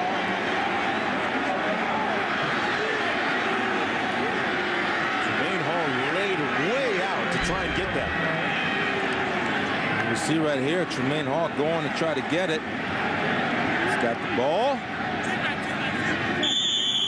What? Wait. That's a little closer than it first appeared. I think it's rolled on the ground right there. He had it, and just the momentum knocked the ball loose. But I'll tell you, what a great effort by the senior. His last stand here in Carter Finley Stadium. Great effort. Second down and 10. You hear the roar of the fans who just saw it on the monitor here at the stadium. They set up the screen pass. This is Andre Brown. Brown all the way down to the 12-yard line, and a first down for North Carolina State. We go back to the studio. All right, Mark, Rutgers in Cincinnati. A win for the Scarlet Knights would probably send them to the Insight Bowl. Ryan Hart to Clark Harris, a touchdown there. Rutgers on the move again, deep in Cincinnati territory and up 17-3. UAB in East Carolina, the Blazers trying to become bowl eligible, but they are locked up in a battle, tied at 17 midway through the third. All right, Reese, first and 10. Tony Baker now in at tailback for North Carolina State. This is Baker. Stopped at the 10-yard line by Milton Harris, the starting strong safety. Take a look at some pertinent numbers. And Stone trying to turn it around here in the second half. We heard Chuck Amato tell our Rob Stone that one pass in the first half. Hey, that's his number. So I guess he was telling us that we've got him right where they want him right now. He knows his guy, and I'll tell you, if Marcus can get it together, they have some weapons on this offensive football team. If we can put it together for 2 halves, it'd be a pretty potent offense. A year and a half as a backup. Stone into the end zone. Incomplete. Tipped away nicely on the corner. Christian Varner, the free safety, came over. And now there's a flag down on the near side of the field. It was intended for T.J. Williams. Flag. Late Laundry. Didn't initially see that. Reminiscent of Ohio State Miami a few years ago, Chris. That was a blatant interference.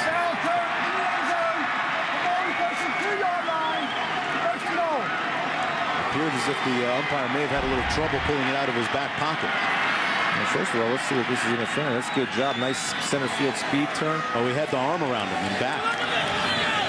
Varner had the arm around him back, the left arm, Chris. If he would have been able to control it because he's making the play with his right arm, just hold your left arm back. Good call. First and goal. Baker is the deep back out of the eye. Baker stopped up short of the end zone. About a foot shot. Tony Baker's a 5'10" freshman, giving Andre Brown a breather, and now a flag. Another flag. A late flag comes out of the pile. That always tells me that emotions are really starting to boil. When it comes late, somebody either did something or said something. Well, this is part of, this is, if it's against Maryland, this is very unlike a Ralph Friedgen coach football team. Dead ball. Personal foul. Number 54 in the defense. After this is going to go. Automatic first down. That's David Holloway. Ralph Friedgen can't like that. No, I mean, that's a couple of personal fouls and dead ball fouls that have been called against his Maryland Terps football team. And again, there's smart aggressive plays and there's silly aggressive plays. That's 11 penalties against Maryland. Usually it's North Carolina State that has more penalties.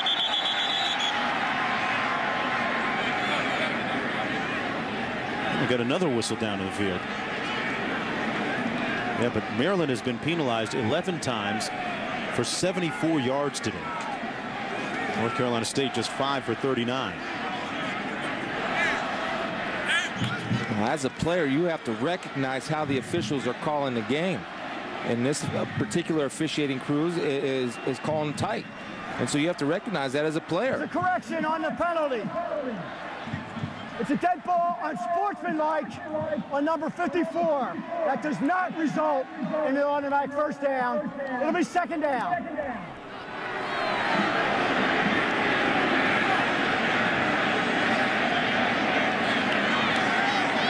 Let's take one more look at it. On the right side.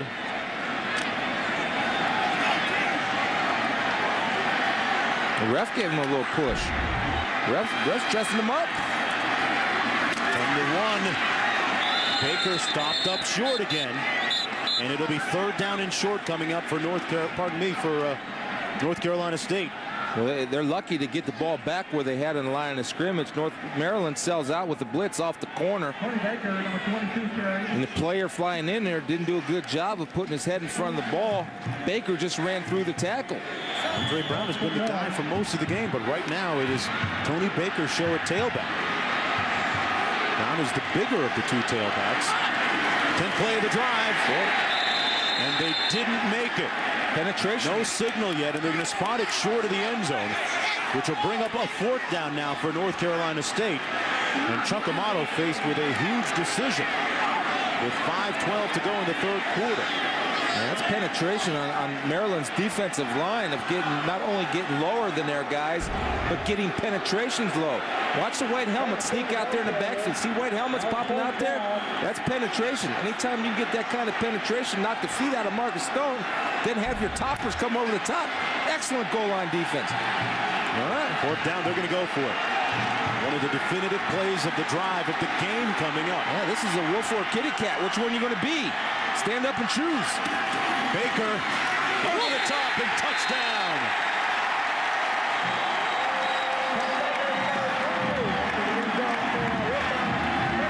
Touchdown, Pat. The topper was a tad late. If the topper would have been a little earlier, they were able to knock the jumper. There's the ball. Touchdown. He's in. Yeah, that's a great call. There's a good call. Good recognition. Jefferson was a little late on becoming the topper. And Baker takes it in. Rainey in for the extra point. During that little break, Baker looked over the sideline, motioned to Amato to go over the top. He was signaling, Coach, I want to fly. I got wings. I'm ready to go. And here it's Tony Baker putting North Carolina State into the lead, 10-7, with an education in elevation. We'll be back with more right after this.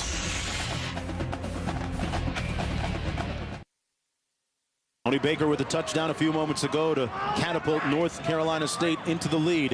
That capped an 11-play, 51-yard drive. And, hey, Marcus Stone got his groove on a little bit during that drive. A good sign for the Pack. Rainey kicks off. JoJo Walker at the 2.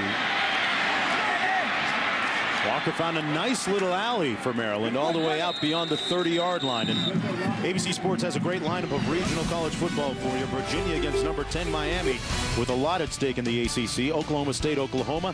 South Florida against UConn. And then at 8 o'clock Eastern, 5 Pacific, Stanford hosts Notre Dame. And number 13 Georgia is at number 20 Georgia Tech. Check the local listings for the games available in your area. The number of first downs by half. Different team, Maryland, here in the second frame. Nice ball in the tailback. Hollenbach had it batted at the line of scrimmage. And it's incomplete. Andy Lawson there to get one of those big paws up to knock it down. Again, Mark, recognition of a three-step drop. Defensive linemen know they're not going to get there on the rush. You see Manny Lawson going up and recognizing three-step. Now, as an offensive lineman, as soon as you see that defensive lineman's hands go up, you go and take his knees and put him on the ground and knock those hands down. That'll put him down real quick. Second down and 10 coming up. Mario Merrills, the tailback in the ballgame. A 4-receiver formation, 3 to the bottom of your screen.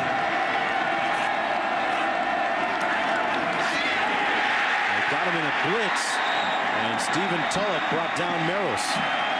Well, if he has the latitude right there, Hollenbach has got to be able to audible. They're running a play to Merrills right up the middle to the side that two blitzers or two linebackers, Hoyt and Tulloch, were running through. And Merrills a little shaken up. We mentioned earlier that Mario Merrills was actually the #1 tailback earlier in the year. He shared duties along with Lance Ball and Keon Lattimore. But in the last 4 weeks, Lance Ball has really established himself as the #1 guy. Merrills, a communications major from Columbia, Maryland, a 5'10" senior. One of 17 Maryland seniors potentially playing their last game. Right there, you see two guys come through. You have Hoyt and Tulloch coming through. He gets kind of twisted up. Knee caught behind him. Right there, he's down. Watch his ankle. Oh, his ankle gets bent backwards. And they're already a little shallow at the position because Keon Lattimore is out for this game with a shoulder injury. Lattimore, the brother of Ray Lewis of the Baltimore Ravens in the NFL, and Lance Ball would be the only tailback that they have available besides Mario Merrills. Never have enough guys at that position, Chris. That's what you come to learn over the years, huh? It's amazing the shots that running backs take at this level and at the pro level. It's just, you know, you get hit from all different angles, all different size, different types of guys, big guys, little guys, hidden guys, soft guys, you get it all. Carter Finley coming alive a little bit here on 3rd and 14. Lance Ball back in the game for Maryland.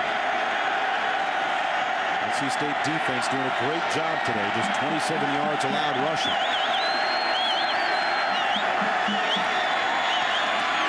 Hollenbach completes it to his tight end Vernon Davis for the first down, actually 4th down at the 38. For more on Davis, let's go to Rob.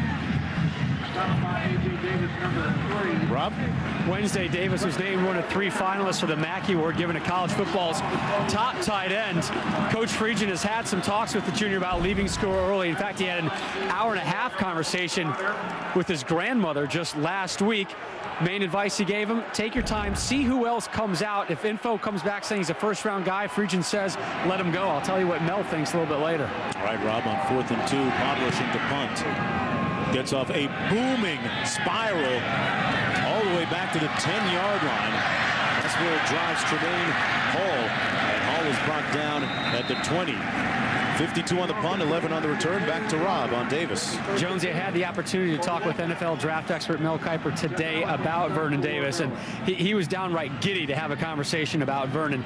He thinks, this is Mel Kiper again, that if he comes out, he will have a higher grade than Kellen Winslow Jr. did when he came out. He is a tight end with wide receiver skills, 4.4 speed, adequate blocker. He's not an extension of your offensive line. He compared him to an Antonio Gates type of guy who's having a ton of success with the Chargers, an early to mid first-round guy. Great credentials coming out.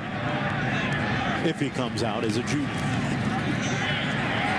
Pass complete. That's number 2, Darrell Blackman. And Blackman out beyond the 30 to the 33-yard line. Looks like he picked up the first down on the reception. Let's take one more look at the finalists for the Mackey Award as the nation's best tight end. Davis, Fasano, and Lewis. And back to Davis, you know, he actually holds, Chris, I know you love this, all 6 strength records for tight ends at Maryland. And his younger brother, Vontae, is also a college prospect. Defensive back at Dunbar High School, runs a 4.3 40. Well, you look at Vernon, and he's just naturally built and a gifted athlete. He runs well. Now, the comparison to Kellen Winslow, one thing Kellen Winslow could do coming out was block, and block well. A little end around. Stone threw a block for Blackman. This play going nowhere. Out of bounds at the 33-yard line. And Marcus Stone not afraid to put his hat in there a little bit. Throw a block for his running back. He almost blocked him for a quarterback. The thought was there. The thought was there, and the intent was there. The execution was a little short. Marcus Stone completing just 47% of his passes coming into this ball game, but still the starter and still in now. Well, what they have to do is, again, develop their 3-step passing game to disrupt the blitz that Gary Blackman and his Terp defense have been bringing all day. 2nd down and 11. Andre Brown back in the game, the tailback. There it is. Pass complete on the edge to Barrett. And Barrett has the first down at the 44-yard line. He was working on Josh Wilson that time. Exactly what we just talked about is when you have a team that is bringing pressure and is being as effective as Maryland is at bringing pressure, you have to do something to counter. And right there, Trestman's counter is a three-step drop. 1, 2, 3. No defensive lineman with the hands up. He has an open throwing lane. And when given time, watching him throw the ball in warm-ups, he can throw it. He just has to have that confidence. A 12-yard pickup by Barrett and a first down. 2:25 to go in the third quarter. The winner of this game becomes bowl eligible with their 6th win of the year. Stone into traffic, completes it across midfield to the 47 once again. It's Lamar Barrett, the 6'1 junior. About 2 yards short of the first down. You know, I love these coaching matchups in these chess games. And you know, Mark Trestman's been around, and he understands the blitz packages that are played today in today's football. And so the counter is right there. He's taking a thought process out of Marcus Stone, giving him one option and telling him to throw it, and he's winging it now. Baker back in the ball game. Recently, this has become a matchup of quarterback against D coordinator. Right up the middle. Baker gets the first down for the Pack inside the 30 to the 29-yard line. And they are ready to pump up the volume on the 19-yard pickup. We're here at Carter Finley Stadium, Raleigh, North Carolina. A couple of teams coming in at 500, 5-5, but more importantly, looking for that 6th win of the season, which would make them bowl eligible. North Carolina State with a win would improve to 3-5 in conference play and stay out of the cellar in the ACC. First down and 10. Marcus Stone, the quarterback, going the distance. This is Brown on the toss. Brown pushed out of bounds at the 15-yard line, but there's a flag at the 29, so hold up a minute. Well, Brown really has taken a long route to North Carolina State, attended Hargrave Military Academy, where he says that the daily rigors and chores helped him maturity-wise. There's going to be a hold against the Pack.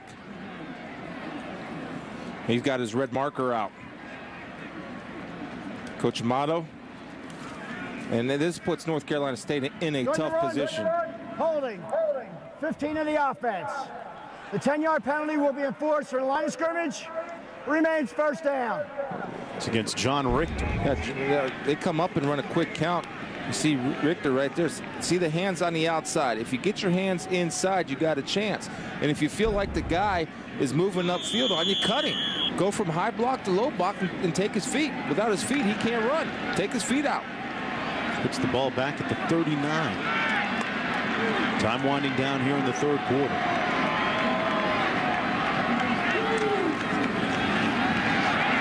Stone was looking for his tailback. Wisely throws it away. He was looking for Andre Brown, but that was well read by the Maryland defense. And a late flag now at the 41-yard line. Andre Brown got tackled by Derek Morris. Derek Morris was cutting on the play, and Andre Brown slipped over big Derek Morris. Around 350 pounds of Derek Morris. Boy, that was well after the play had been whistled. Well, we've seen a couple of those today. Now, Andre Brown was in the area, but the reason why that is called is because the ball landed behind the line of scrimmage. If the ball would have went beyond the line of scrimmage, then it wouldn't have been an intentional grounding call.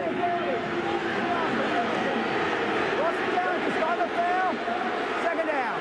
That's a good call. Because the ball was thrown behind the line of scrimmage, there you have the intentional ground. Line of scrimmage was the 39 here. Right here. That's about there, the line of scrimmage. Let's see where the ball ends up. Now, he makes a good decision to throw it away, but he throws it away and it bounces at about the 46. That's a good call by the officials and making sure they get it right. Sets up a second down and long, 22 to go.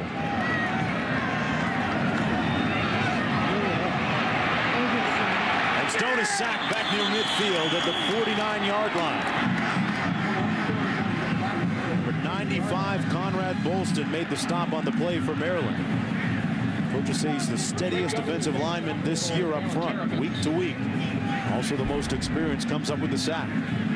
Well, Well, you're going to see his eyes. His eyes are staying in one place. Right there. His eyes duck whenever there's a feeling of pressure. Now, this drive started on a 29-yard line. And again, they're taking an opportunity to put points on the board. They're taking it away. A lot of penalties this game. Both sides. Big ones, too. Well, from drive to drive, you never know what North Carolina State's offense is going to look like. The one previous to this, they look pretty sharp. 3rd and 30 coming up. Stone dumps it off to Baker. Baker probably thinking, why me? Got down at midfield at the 49. That's what he's saying. Well, you're the only one there. Well, Stone looked red hot on the previous drive and stone cold on that last one. That's the end of the 3rd quarter. Back with more after this.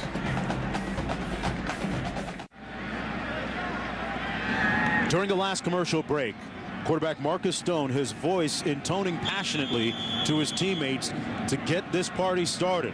But right now, it's time for North Carolina State to punt as we get ready here 4th quarter. Maryland came after Delaney a little bit. He calls for the fair catch at the 15-yard line as we take a look at our Napa game track. For the Brain Trust, the game plan was very simple coming in. For Chuck Amato and Ralph Friedgen, it was win and we go to a bowl. Lose and the season's over. Lance Ball with a big early going 1st quarter, 17 carries, product, a touchdown, and then Tony Baker with his 6th touchdown of the season to give North Carolina State the lead. That's where we stand right now, 10-7. 1st down and 10 for the Maryland Terrapins at their own 15-yard line.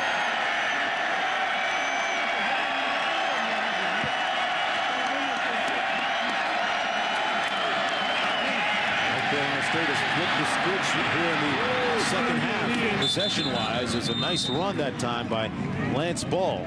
Knocked out of bounds by Heath. Talk about Ball, and Coach Friedgen said he doesn't have great speed, but he does have a burst. He's a natural runner, Mark. Natural runners play faster than the clock time. That time, Lance Ball showed he does have the ability to get the outside. Now, he's not going to go 80 on you, but he's going to go 20 on you. 1st down and 10. Emmitt Smith was kind of like that. Not great speed, but a bit of a burst, huh? Great burst, great vision, balance. 20-yard pickup that time.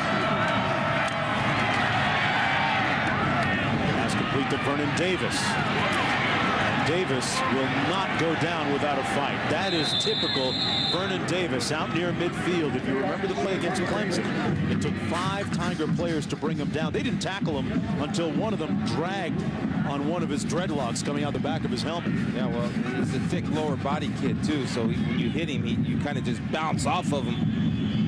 Right there, Vernon Davis. The one thing that I was concerned about right there, I saw the ball flopping around a little bit. You got to be able to protect that ball in traffic when you're coming to get 4 or 5 guys hitting you. 1st down and 10 in midfield.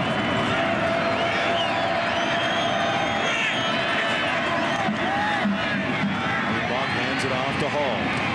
Boy, nice running. Good cuts inside by Hall down to the 45-yard line. Didn't really want to compare him to Emmitt Smith on that last sequence we were talking about, but I see what you mean with respect to burst and vision. Yeah, right there was, Mark, as you said, patience and vision, and Emmitt was great with patience. Right there, he was letting the linebacker flow. He waited till the linebacker overflow, allowed his offensive lineman come to cut off the linebacker, get to him to cut right behind with the burst. Excellent observation, Jonesy. Thank you. He had 4 100-yard games in his last 6 appearances coming in. 2nd down and 5 for Maryland. There's Ball again. This time brought down after a gain of about 1. Oliver Hoyt making the stop on the play. It's Mario Williams a little bit shaken up, holding his hand. Holding his thumb there, and that's a digit. You can count the number 9. You can play with your digit. It's a big 3rd down, Mario. Take that tough pill, buddy. Get back out on that field.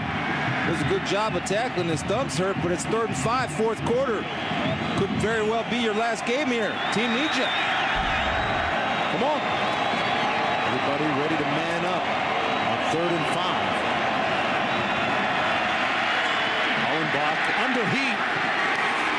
Almost intercepted at the 40-yard line by Stephen Tulloch. Good pressure up front by Manny Lawson, who, with Williams out of the game, brought some heat. Very There he is, Lawson, and you talk about digits being heard. Manny Lawson. Yeah, Manny Lawson's going to come on block from the back or inside right there. Try to block McDonald, but they do. And Tulloch has a chance to go up and catch it with 2 hands. And hey, I want to hit that ball. I don't want to catch it. I'm a linebacker. 4th down and 5 coming up. Podlesh into punt. He's going to be standing at his own 41. His 5th punt of the afternoon coming up. Jermaine Hall calls for the fair catch at the 8-yard line. North Carolina State 92 yards away. Marcus Stone 3-1 as a starter. The most important game of his career right now. 12:40 to go in the 4th quarter. North Carolina State with a 3-point lead. The hitting here has been ferocious. It has been frenetic. The winner of this game goes to a bowl game. The loser has its season come to an end. And the competition level has been ratcheted up just a little bit in the last few minutes here in the 4th quarter. 1st and 10 for North Carolina State from their own 8-yard line. Baker taking the handoff and found a gaping hole. They called his name. Baker with the 1st down out near the 30-yard line for North Carolina State. Dwayne Herndon gets a key block on Jefferson right there. Wesley Jefferson. Remember, Wesley Jefferson is filling in for the suspended William Kershaw. Watch Herndon, number 62. See that? He keeps pushing his man past the hole, and Baker makes a cutoff of it, and he's got the hot hand. That's why you're seeing Baker now as opposed to Andre Brown. He's got the hot hand. Roll with the hot feet. You got the hot feet. Put him in. Yeah, Chris, I was just asking you during the commercial break, why is Baker in there as opposed to Brown? Well, we just got our answer. You said it. Brown back in the ball game now after that 22-yard scamper. Andre Brown breaking tackles out to the 34, picked up 4 yards. It'll be 2nd down and 6. Let's take a look at our Dr. Pepper ACC update. Virginia and Miami at 3:30 Eastern on ABC, pardon me. North Carolina taking on number 5 Virginia Tech. That game on ESPN at 7:45 tonight. If Virginia Tech wins, they play Florida State in the inaugural ACC championship game. That is McKeon of North Carolina State, the team's starting left guard down in the field. This is a big series, not only for North Carolina State for obvious reasons, but for Marcus Stone. And why do I say that? Well, Marcus Stone was down there giving an impassionate speech to his guys about, let's go. We got a chance to put him away. And right now, his teammates are responding. So his leadership skills are coming out right now. And if they respond, they're going to follow him. If they don't respond, it might be a question mark. You know, after his first career win and his first career start against Southern Mississippi 5 games ago, Coach Amato gave a speech to the team how pleased he was, and then before the team was dismissed, Stone took the floor and thanked each and every one of his teammates for helping him achieve his first win in his start. And after that, he kind of won the respect of the guys around him. Redshirted as a freshman after throwing for over 5,100 yards and 50 touchdowns in high school. He has ability, Mark. There's no question about that. He just needs reps to see things. 2nd down and 6. Hill in motion. Stone fires complete at the 39. That's Brian Clark with his 2nd catch of the game to get the 1st down at the 42-yard line. Nice run after reception that time by Brian Clark, who picks up 8. Again, Mark Trestman is continuing to take advantage of the 3-step drop against the pressured defense of Maryland. And when you have execution, it looks like you're calling a big game. And when you don't have execution, you're in trouble. And that's where I think a lot of fans get in trouble, is they mistake poor execution for bad play calling. And that's not the case all the time. After a poor first half, Marcus Stone has turned it around here in the 2nd half somewhat. Going up top. And it's picked off. Josh Wilson with the pinch.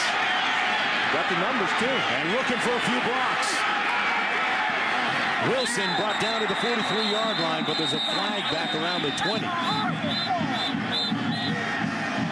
If it stands, it's Maryland's 9th interception this season. A pass intended for Darrell Blackman. Great coverage. I know you hear announcers use the word great. Well, this was the great, because he did exactly what he's supposed to do. He looked and leaned, he went up to the highest point and caught the football. It's coming back, unfortunately for him. His dad, Josh Wilson's dad, Tim Wilson, played at Maryland and was a fullback for the Houston Oilers during the Earl Campbell era. During the return, we have an illegal block in the back above the waist by the return team. 10-yard penalty, first down. Remember Tim Wilson. Watch the technique, though. And Gary Blackman, the defensive coordinator, is the secondary coach. Look for the ball, lean into the receiver. Look and lean, and go and make a catch on the football. An outstanding job of technique, being in control of your body, and making a great catch, which is often difficult for those corners. Before that pick, Stone had completed 6 in a row. Backs line up out of the eye on 1st and 10 from Maryland, coming back the other way.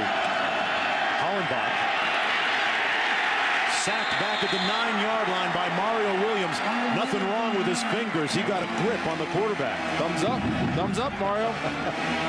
You got that tape on there. You're all good now for your 3rd sack. Watch Mario right here. This is why he's the #1 pick and probably the best defensive end in the country. It's because of his size.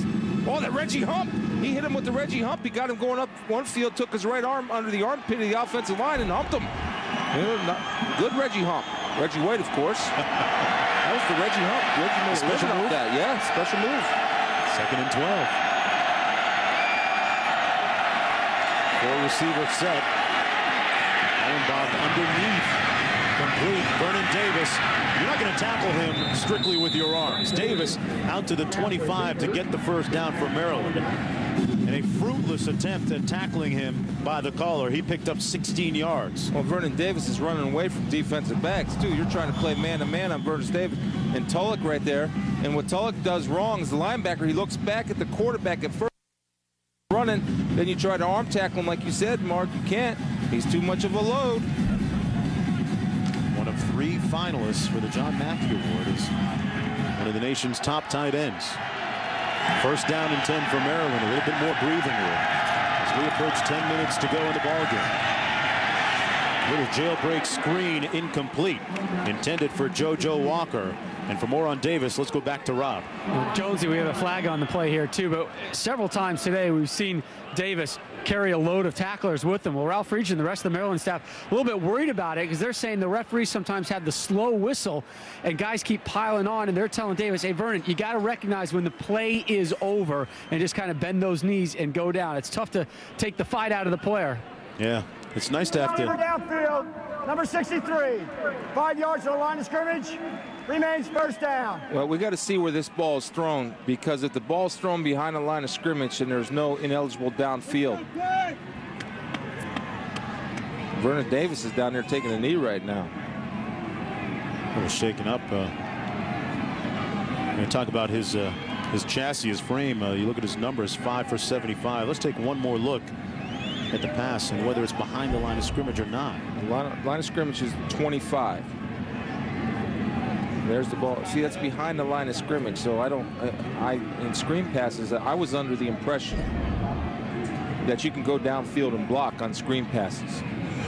I'm pretty confident about that. Either way, it's going to set up a 1st down and 15. 10 minutes to go. It's the 3rd time that Maryland has gone to that play. The first time was unsuccessful. The second time they were able to get some yards. But the reason why, if you have a defense that can run like North Carolina State, anytime you have a long developing screen pass and you have a defense that can run like the Pack, it's not going to be successful. We're going to take a quick timeout and come back on the other side.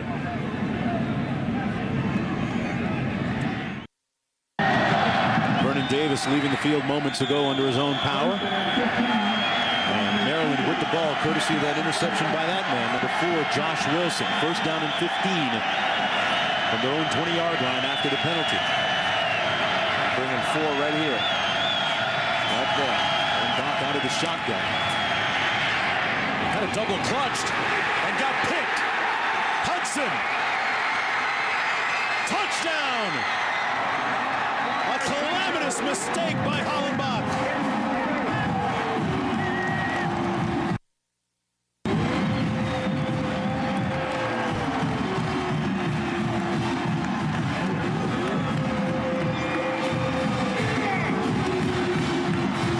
Marcus Hudson turned the beat around. He fought the ball away from the receiver. Well, they're bringing 4 off the corner. You see Mario Williams come in and disrupt Hollenbach's vision. In fact, he was able to get a hand on the face mask.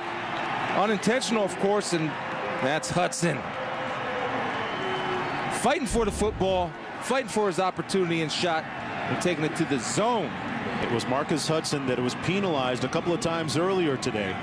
That time with some major league atonement for those earlier penalties. His 7th career interception. You see Williams right here getting a great bull rush and getting in the vision of Hollenbach and got the face mask. No call.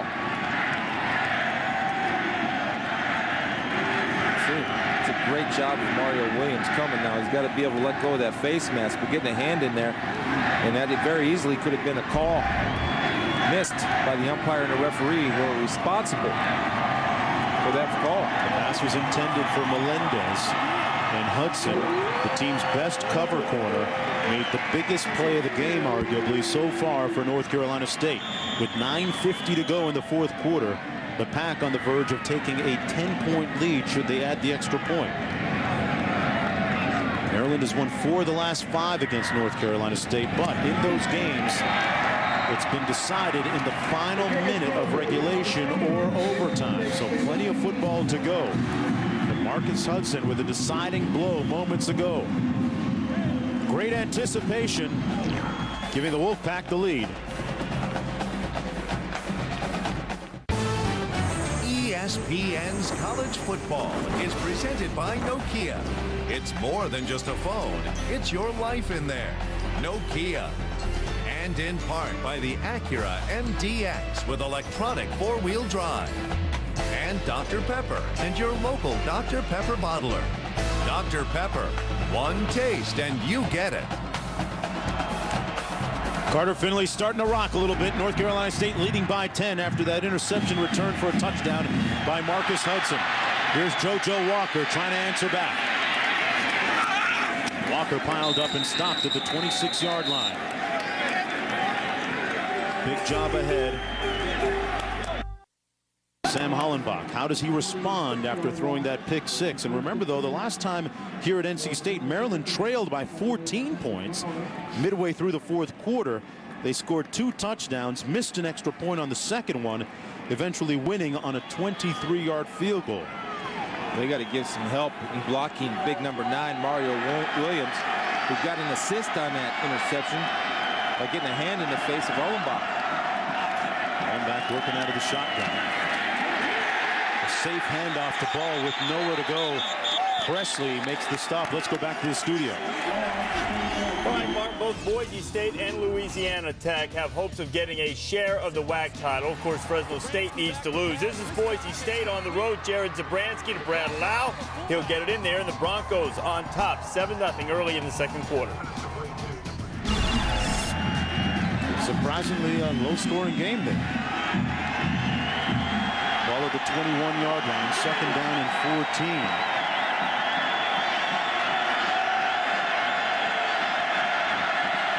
Maryland with 2 turnovers today. It's led to 10 points for North Carolina State. And another sack and a fumble, and another turnover. Mario Presley was there, and the Pack has it back. That's Mario Williams again, and just dominating his final game, maybe in Carter Finley Stadium. But again, we talked about we need somebody to give him some help, but when you got a 6'6" guy that can throw a swim and have closing speed on his target like that, you need to give your offensive lineman some help. He's been chewing them up all day. Chris, that wasn't even close. I mean, how do you give some, what can you do to help an offensive tackle? Take a running back, you line him up on the outside, and you have him go chip the guy to the tackle. If you're leaving that guy after 4 sacks today, one-on-one, you got to make some kind of adjustment because you can't hang. That was like stealing. You can't hang. They're going to review this last play. The play is being reviewed. Not sure exactly what is to be examined. I guess we'll find out. But Mario Williams with a great charge, and then Demario Presley was D1 on the fumble recovery. Guess that hand's okay, Chris. Yeah. And watch him come. Now he'll strip with his hand. See that? Now that's a clear fumble. Nothing to review there. There's the big paw coming in a wig span. The left hand comes around to secure the tackle and knocks the ball out. But this is when I talk about getting linear. The ball is way out before Hollenbach hits the ground. He's so long, Mark, that when he reaches, he just, with his wingspan and his length as far as his height, he covers a lot of space. But that's where you have to give your lineman. Further review. The quarterback fumbled the football. It was recovered by North Carolina State. First down. So you got to think about giving your guy some help. I mean, he's been chewing you up all day. Who's drawing straws for those offensive linemen?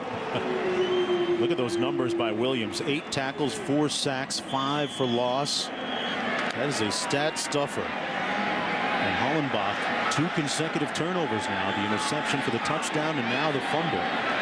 North Carolina State working with a short field from the 16. First down and 10. Baker stopped up behind the line of scrimmage by Trey Covington. And second down and about 12 to go. This Maryland defense has to become stout down here to entertain any further. Turning the beat around, they trail by 10. The winner of this game becomes bowl eligible. Ralph Friedgen's team does not want a repeat of its disappointing season last year when they failed to qualify for a bowl. Second down and 11. That's lining up out of the eye this time. Clark split to the bottom of your screen. Little counter to Baker. Baker across the 15. The pile moves down to the 13-yard line. Jefferson making the stop for Maryland's defense. Third down coming up. And North Carolina State has to make it down to the 6. This is the counter play, but it's a counter OB where the offensive running back who's in motion comes back and leads through the hole. Baker did a good job of loaning a shoulder on Dequel Jackson. Dequel's got to bring his feet when he makes the tackle. Baker was able to get 3 extra yards, which for this offense is a lot, Mark, because they go on a short passing game so much. It could be the difference between getting a first down and not getting a first down on this play. We're going third down and 7, Chris.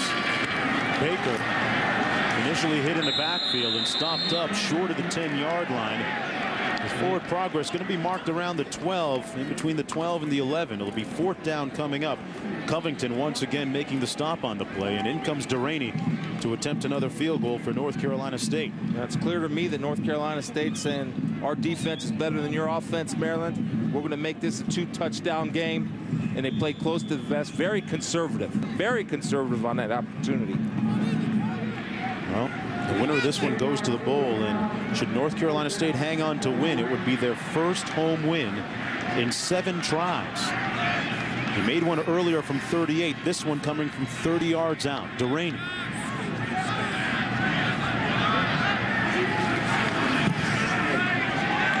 He knocks it right down the highway.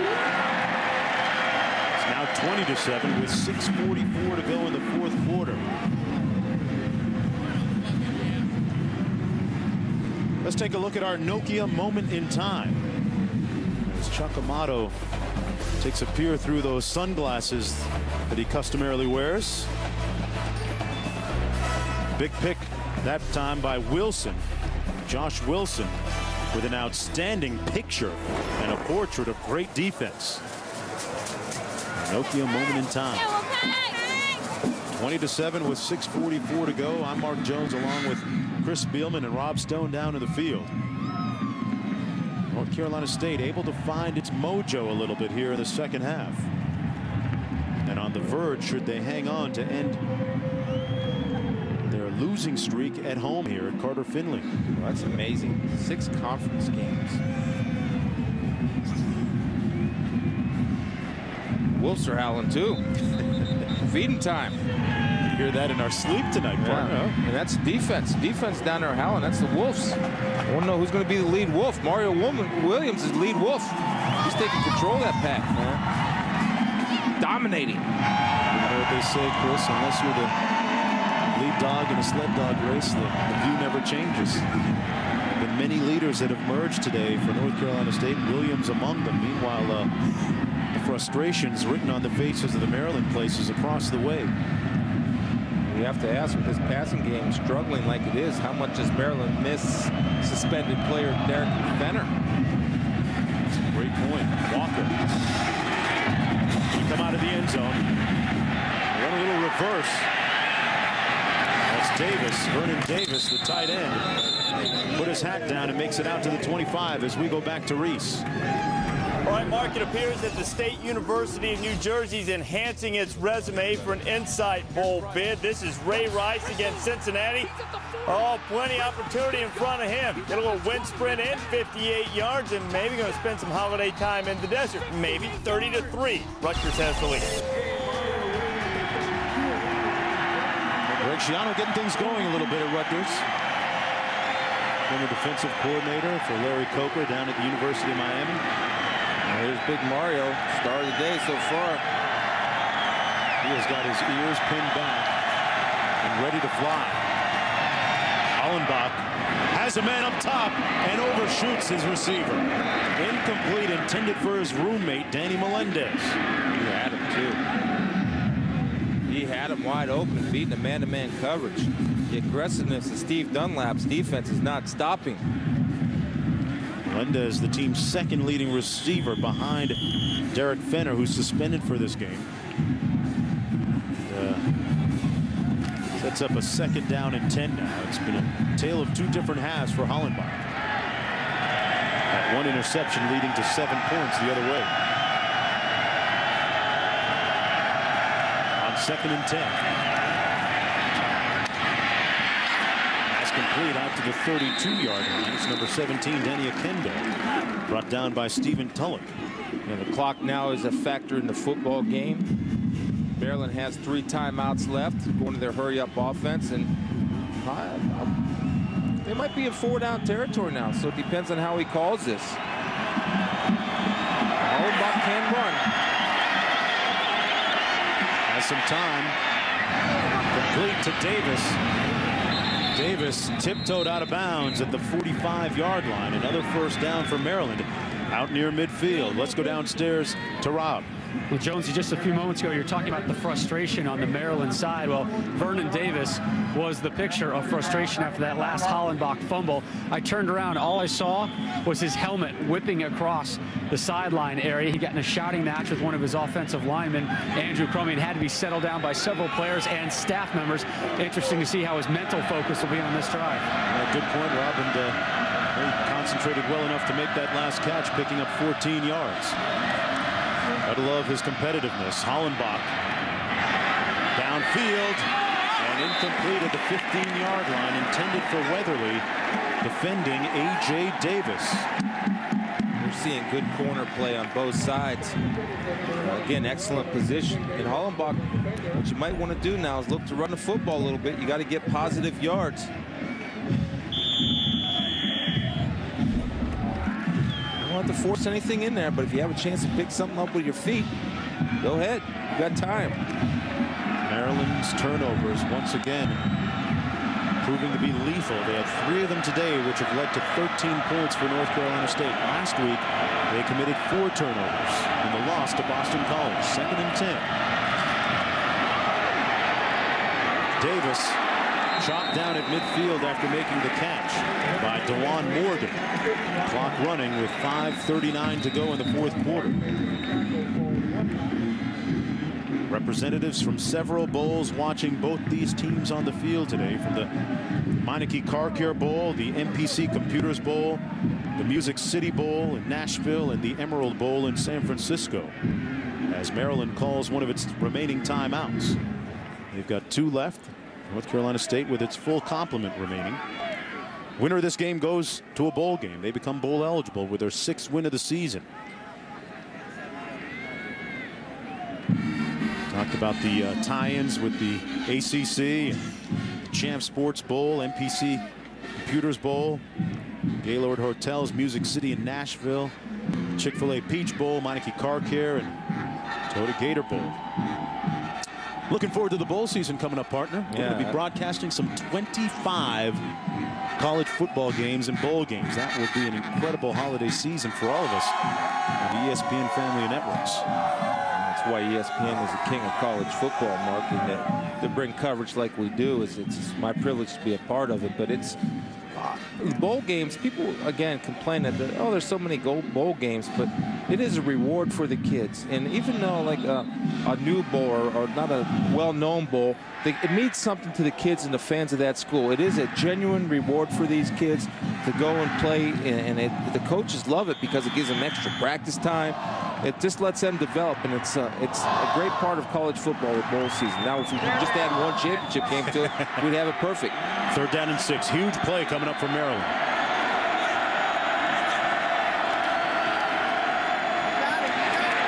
And it doesn't work out. Hollenbach sacked by Manny Lawson. All the way back at the 39-yard line. Well, they can't handle the X stunt. When you have Manny Lawson coming from one side up here, and watch the X stunt right here with Mario Williams coming inside and beating the center, McDonald. Look how he gets low. He turned that shoulder. You have Lawson and Mario coming in to finish. And those guys have been big-time players. Coming into the game, Mark, they've had 32 tackles for loss between them, and they added to that total today. Hey, Chris, what about this for Lawson? You got Mario Williams there, number 9, but on the other end, the other bookend, Manny Lawson, number 91, an engineering major. As a freshman in 2002, he finished first on the track team in the 60-meter hurdles. As a sophomore, he won the ACC indoor title in the long jump. You talk about some agility and athletic skills. Did I say skills? Reese Davis, what's up? Not any long jumping here. Just another highlight. Tennessee and Kentucky and the Volunteers here to finish their season on a winning note. It's not over yet, but look at big Justin Harrell. Speaking of agility and athleticism, batting the pass in the air, taking it himself. Vols rolling 27-6 in Lexington. Tennessee starting to roll a little bit, and 5:29 left here. You know, folks, the ESPN College Football Encyclopedia, the biggest reference guide ever published on the history of college football. Chris, I've got mine at home. Nighttime, sitting down, watching a little TV, open it up. Fight songs, the helmets, the profiles, so many great things now available wherever books are sold. 4th down and 16. Notice the secondary of North Carolina State. They're lined up right at the chains, their deepest guy, and they will get depth on the snap of the football. Rushing 3. They need this to stay alive. Hollenbach. Walker.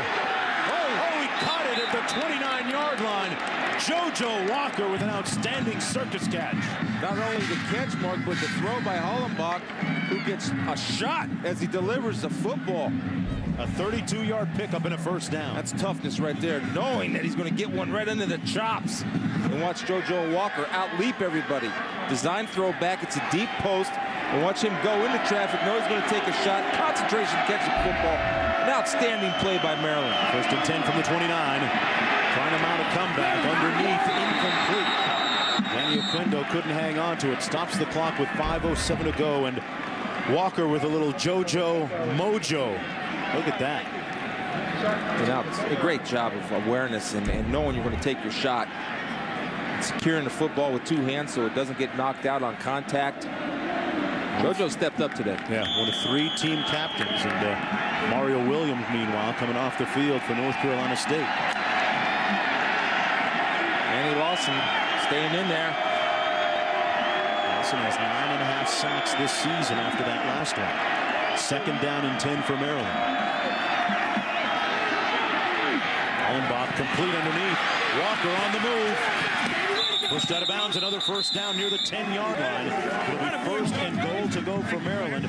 Morgan making the stop with 5 minutes to go. The Terps hanging in. They're doing a great job of fighting, not quitting. It's a Ralph Friedgen coach football team. They're going to keep going till the end, and a sense of urgency, and complete that 4th down play. That builds confidence. That builds excitement and say it's not over yet. We can do some great things. They've had miraculous comebacks during the last 5 games in this series. I chronicled that just a few moments ago. The last 5 games been decided in the last minute of overtime or regulation. Hollenbach, incomplete. Weatherly couldn't squeeze it, and it stops the clock with 4:56 to go. 2nd and goal coming up. See right there, Vernon Davis is in the ear of Weatherly. Vernon Davis needs to worry about Vernon Davis. there's a good way to lead and a bad way to lead. Weatherly knows he dropped the ball. He doesn't need a reminder. Second down and goal. See what they run this time out. 11th play of the drive coming up. Walker's in the slot to the right of Hollenbach. He's been one of his favorite targets. The other direction, complete at the 6-yard line to Isaiah Williams, number 87. It's his first catch of the afternoon. It looks like there's a late flag on the play.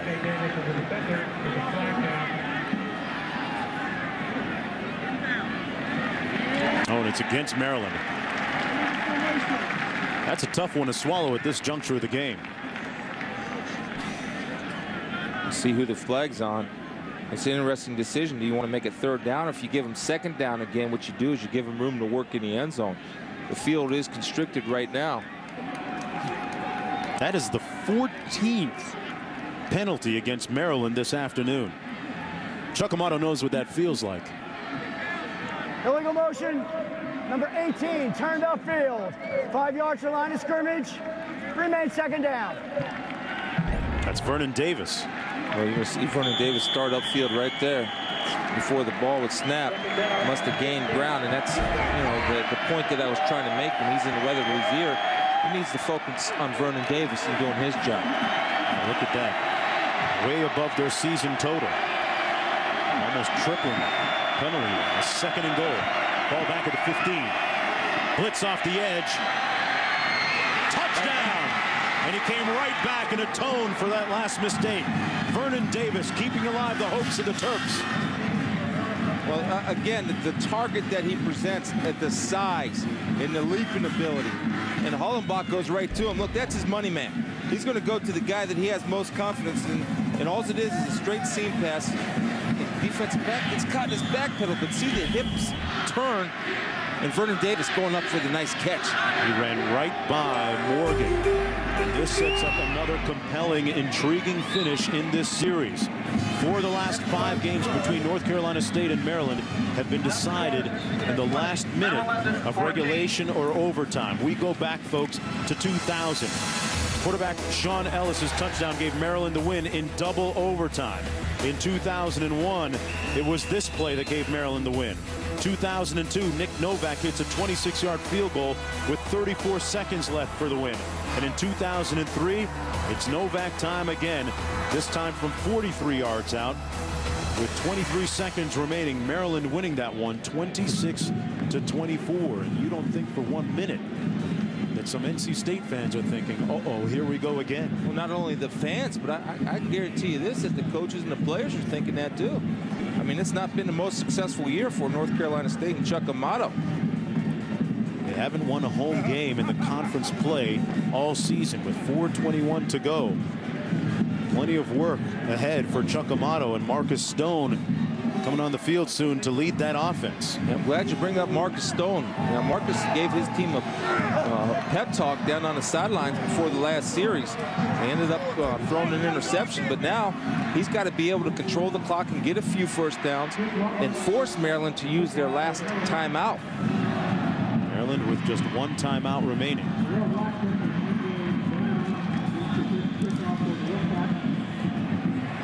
Winner of this game goes to a bowl game. It's that simple. The loser has its season come to an end.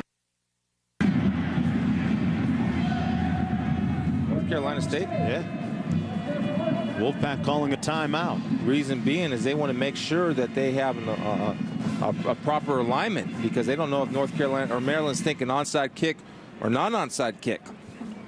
Now, when Chuck Amato's crew does get the ball on offense, Baker's had a hot hand. Brown did well earlier in the game. You've got Tremaine Hall, a veteran receiver, senior.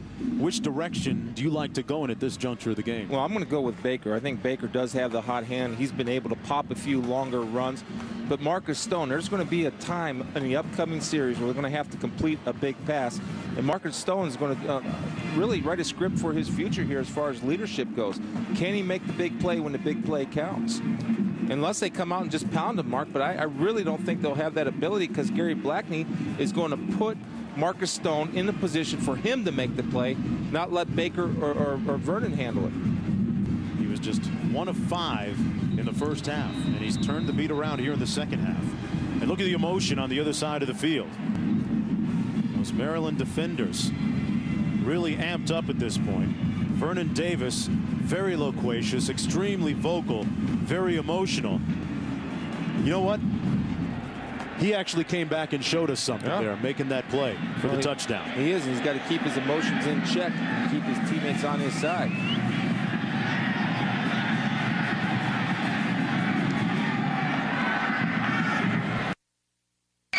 Has to hurry and get one of the guys back. That's Blackman. Terrell Blackman returns it out to the 18-yard line. Looked like they were almost expecting a trick play, a gadget play of sorts, a short kick perhaps, but instead they'll start off on their own 18. That was a nice move by Ralph Friedgen. What he did was show onside kick. When you do that, you force North Carolina State to line up in a defensive posture, and when you do that, you eliminate any possible threat of a return because nobody's in position to set up the return. Here we go, 4:16 to go in the fourth quarter. First down and 10. Hollenbach did his work. Now we can see if Marcus Stone can counter. Tony Baker is the lone back. And he gets the handoff. He's had the hot hand. Baker, the freshman, over the 25 and tackled after a gain of about 7 on the play. It was Tony Baker who motioned over the bench on 4th and goal to go after they've been stopped 3 previous times consecutively. Said, "Coach, give me the ball. I can fly. I'll go airborne and get the touchdown." That's exactly what he did. So the freshman, unafraid, undaunted by the circumstance and the magnitude of this contest. Look at his numbers today, averaging over 5 per pop. Well, and that's not easy to do because you know that Maryland knows that you're going to try to run the football. And that run right there was a great job by the offensive line of sustaining blocks and letting Baker hit the cutback lane. Second down and 3. Baker keeps those legs churning. Looks like he's going to be stopped up just a little bit short of the first down, just shy of the 28-yard line. So Trey Covington making the stop. You have a 3rd and short situation now. Here comes John Richter.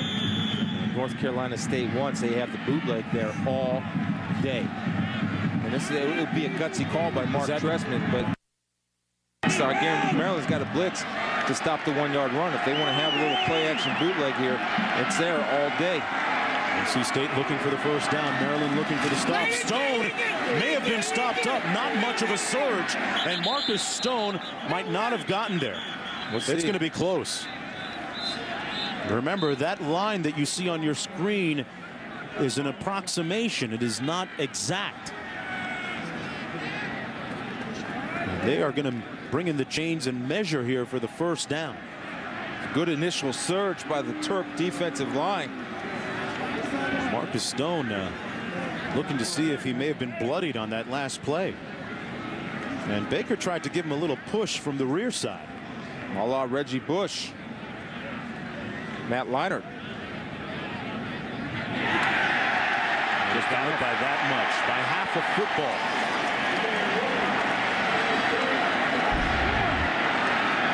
We'll see initial surge is stopped by Stone.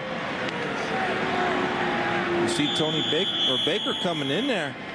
And you know that if you want to get technical, that's a penalty. You're not allowed to do that. Not allowed to aid or abet a runner and push him forward. I've never seen it called. It wasn't called in the Notre Dame SC game. Bush giving Leinart a hand in the end zone. Here's Stone at quarterback, 11 of 14 in the second half. Baker across the 30 to the 32-yard line. North Carolina State with 2 timeouts remaining. Maryland with a tenuous 1 timeout remaining. And when does Ralph Friedgen choose to use that? With 2 minutes to go now in the fourth quarter. The second down coming up for North Carolina State, about 8 to go. The winner of this game will travel to a bowl game. The loser will go home. 2nd and 6. Well, it was a great effort by Marcus Stone.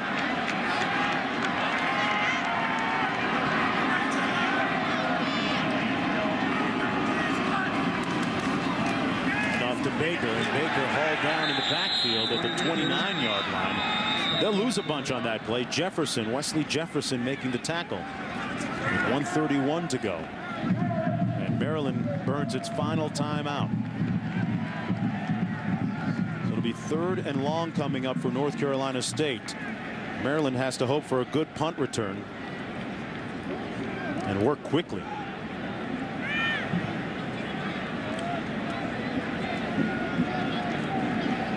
Now, North Carolina State may have a little more breathing room if not for a potentially dangerous and costly mistake here on a 3rd quarter play.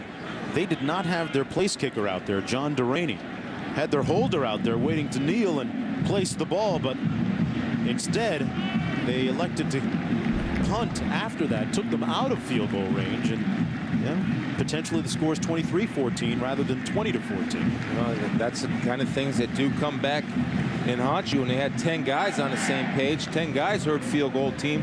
One guy, the most important guy, the kicker, didn't hear it. But the other thing, Mark, even if it was punt team, it was 4th down, I don't know where he was, because he also does double duty as the punter, and he was nowhere to be found. Here we go, 3rd down coming up. 8 to go for North Carolina State. They've got to get, I don't know, close to the 38-yard line, they're calling it. Marcus Stone has had a hot hand here in the 2nd half. You want to run the football here. You do not want to throw the ball. You want to run the football. Maryland's out of timeouts. Get that clock ticked down as far as you can. 3 of 13 on 3rd down conversions. Hand it off to Baker. Couldn't break that many tackles. Stopped short of the 35 at the 34-yard line, and quickly on comes the punt return team from Maryland as the defense proves to be staunch and stout on that last series. 1:15 to go. The clock still running. Delaney punting today has averaged a little over 36 yards per. He needs to come up with one of his better efforts now. And you see Chuck Amato down there talking to the lineman, telling him when he's going to call timeout. He's pointing up to the clock. Look at the clock. Don't look at me. Working that gum. There you go. 49 seconds to go. Let's go back to the studio with Reese. All right, Mark, just as soon as you guys are done on the College Game Day Scoreboard presented by Acura, we'll tell you how Tennessee responded, and it was quite impressive. Sunshine State Showdown getting set to kick off, and we'll also Reggie Bush for Heisman talk right here. And I'll tell you what Florida has to do to beat Florida State. I think you're going to want to stick around and watch this one. And will it be Iowa State and Texas, or will Kansas be eligible for a bowl? We'll tell you at halftime. All right, after the game. It's coming up as soon as this game is over. 49 seconds of playing time. That Iowa State-Kansas game's been a little back and forth. It's been a battle out in the nation's heartland, Mark. All right, thanks a lot, Reese. And Ralph Friedgen ruminating the next series of plays for his offense when they do get the ball. Talked about a team meeting earlier this week when he asked his players who have gone to the last bowl game to stand up. He saw that only 15 able-embodied players stood up, and that was a wake-up call for him and the program, the team, the players. They want to get something accomplished here and get back to a bowl game, which they didn't go to last year, but they have just 49 seconds to go. On 4th down, that's JoJo Walker. Done a great job catching the ball today, receiving. He did fumble one earlier today, though. Delaney standing on his own 20-yard line for the Pack. Good job by North Carolina State calling a timeout to set up a play to try to draw Maryland off sides, and it almost worked. Either team with a timeout remaining now. If you're Maryland, Chris, with 49 seconds to go, do you sell out and come after it totally right here, or do you try and set up a return with JoJo Walker? I think you try to set up the return for the simple fact that in college football, the clock does stop on 1st downs. So you're able to at least move the ball down the field, and the middle of the field is still in play. The other thing is they come close a couple times, but they also come close to roughing in or running into the kicker, which would carry with it a 1st down. Either or. I mean, it depends on how much confidence you have in your offense and how much confidence you have that this kid's going to maybe shank one. Hollenbach trying to break this team out of their losing ways. They've lost 3 of their last 4. Looks like they're coming. 10 men up front. Delaney got it off quickly and got off a great boot down to the 17 for JoJo Walker. And comprehensive coverage of that punt as well. JoJo Walker barely made it to the 25-yard line with 39 seconds to go, and Maryland with no timeouts remaining. A 49-yard punt, 9 on the return, and quarterback Sam Hollenbach now faced with the daunting task, the huge task of moving his team downfield 75 yards with no timeouts. NC State on the verge of perhaps going to a bowl game and getting their first home conference win of the season. First down and 10.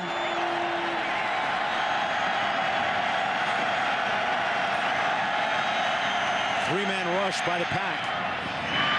And it's picked off. Who else? Marcus Hudson putting an exclamation point on the day for the Pack. Marcus Hudson does a great job of baiting. Again, they tried to high-low Marcus Hudson. Marcus Hudson knows that they're trying to go over his head. He's a senior. He's been around. It's not his first barbecue. Marcus Hudson had an interception for a touchdown here in the second half. And his second pick puts the death into Maryland's bowl dreams and hopes. That's the 4th turnover of the day for Maryland. And that'll just about do it for Sam Hollenbach and the Terps. What a game by Marcus Hudson early on. He drew a couple of penalties, but then atoned in a big way. Maryland without any timeouts remaining. Today's Nexium player of the game is Marcus Hudson. A couple of interceptions, one of them for a touchdown, that last one to salt this victory away, and their first conference win at home this year. Marcus Hudson, the 5'10" junior. 5 seconds to go, and Chuck Amato's team wins it 20-14. They become bowl eligible. And they're making a little bit of noise here at Carter Finley. 20-14, the final score for Rob Stone and Chris Spielman and our entire talented ESPN crew behind the camera you never get a chance to see.